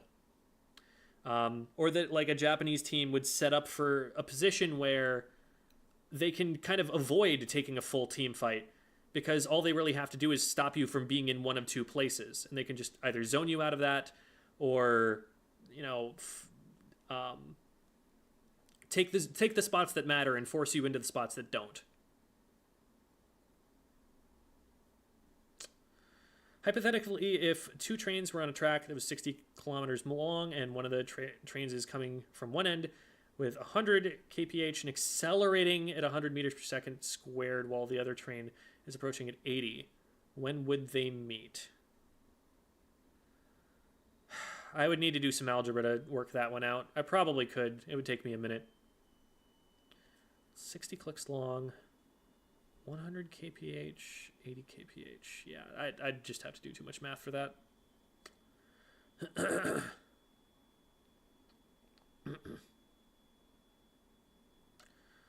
It's on a team of Luna Neo, Carbon Deco, Range, and Stamper. So we've got Double Blaster, Carbon, which doesn't paint, and Stamper, which isn't going to paint much. Well-rounded comp with lots more paint matchmaking, please. Part of the problem with matchmaking there also is that some of the weapons just don't belong in a good, well-made comp. And so it's like you'd need to spread all of the short-range shooters out so that all of the silly weapons that people are trying to play that don't see competitive play are being supported by the kinds of weapons that they need in order to survive. It's not really what you're looking for. So, I don't know. There's probably not a great solution, but there probably is a better solution too. Do we know anything about Enperi dualies? Not as far as I know yet. Did you get to S plus 10? I haven't done so yet, but I have faith that I will be able to do so in time. You find Splatoon 3's Twitter community to be overly toxic and negative. I have seen parts of the community that have engaged in a very immature sort of discourse where everything is about exposing someone. Everything is about, roasting someone, putting them down, getting a ratio, like all of the really eye-catching, spectacle-grabbing stuff that doesn't have a lot of substance. There's a lot of that sort of thing, and I just kind of stay out of it and don't amplify it through any of my own means. I think that's more on account of a lot of people in the community being young than it is about the Splatoon community being particularly toxic or anything like that. It is a cultural problem, for sure, but I think it's a cultural problem in a generation of people and not in Splatoon. Like, Splatoon isn't introducing that itself. You'll find that elsewhere, and you will find worse things elsewhere as well. There's not anywhere near as much of a community of like toxic masculinity in specific, for example, in the Splatoon community, which I think is really healthy for us. So a lot of our other issues rise to the surface because they're not being, there aren't these higher priorities of, wait, we need to stop people from being misogynistic right now. Like, that's not as much of a problem that we've got as there are in other places. And so because of that, we focus on our other problems and try to get those under control. But I think we're in a very good place culturally as far as the community goes. And yeah, Twitter does certainly make that worse just through its structure. Anyway, that's all the time that I've got for now. I will be back tomorrow for the standard Squid School Tuesday stream. We'll be doing a couple of VOD reviews for some people who have signed up, and all that usual stuff. And who knows, maybe I'll just lose my mind and decide I'm going to do dating advice stream. Could be fun, or could be terrible. We'll see. Bye, everybody. I'm just gonna probably sign out here because I need to get going right about away. So have a good one. Hope your holiday weekend, for those of you who celebrate American Thanksgiving, was lovely, and hope that you get off to a good start in this coming week with all the rest that you hopefully got.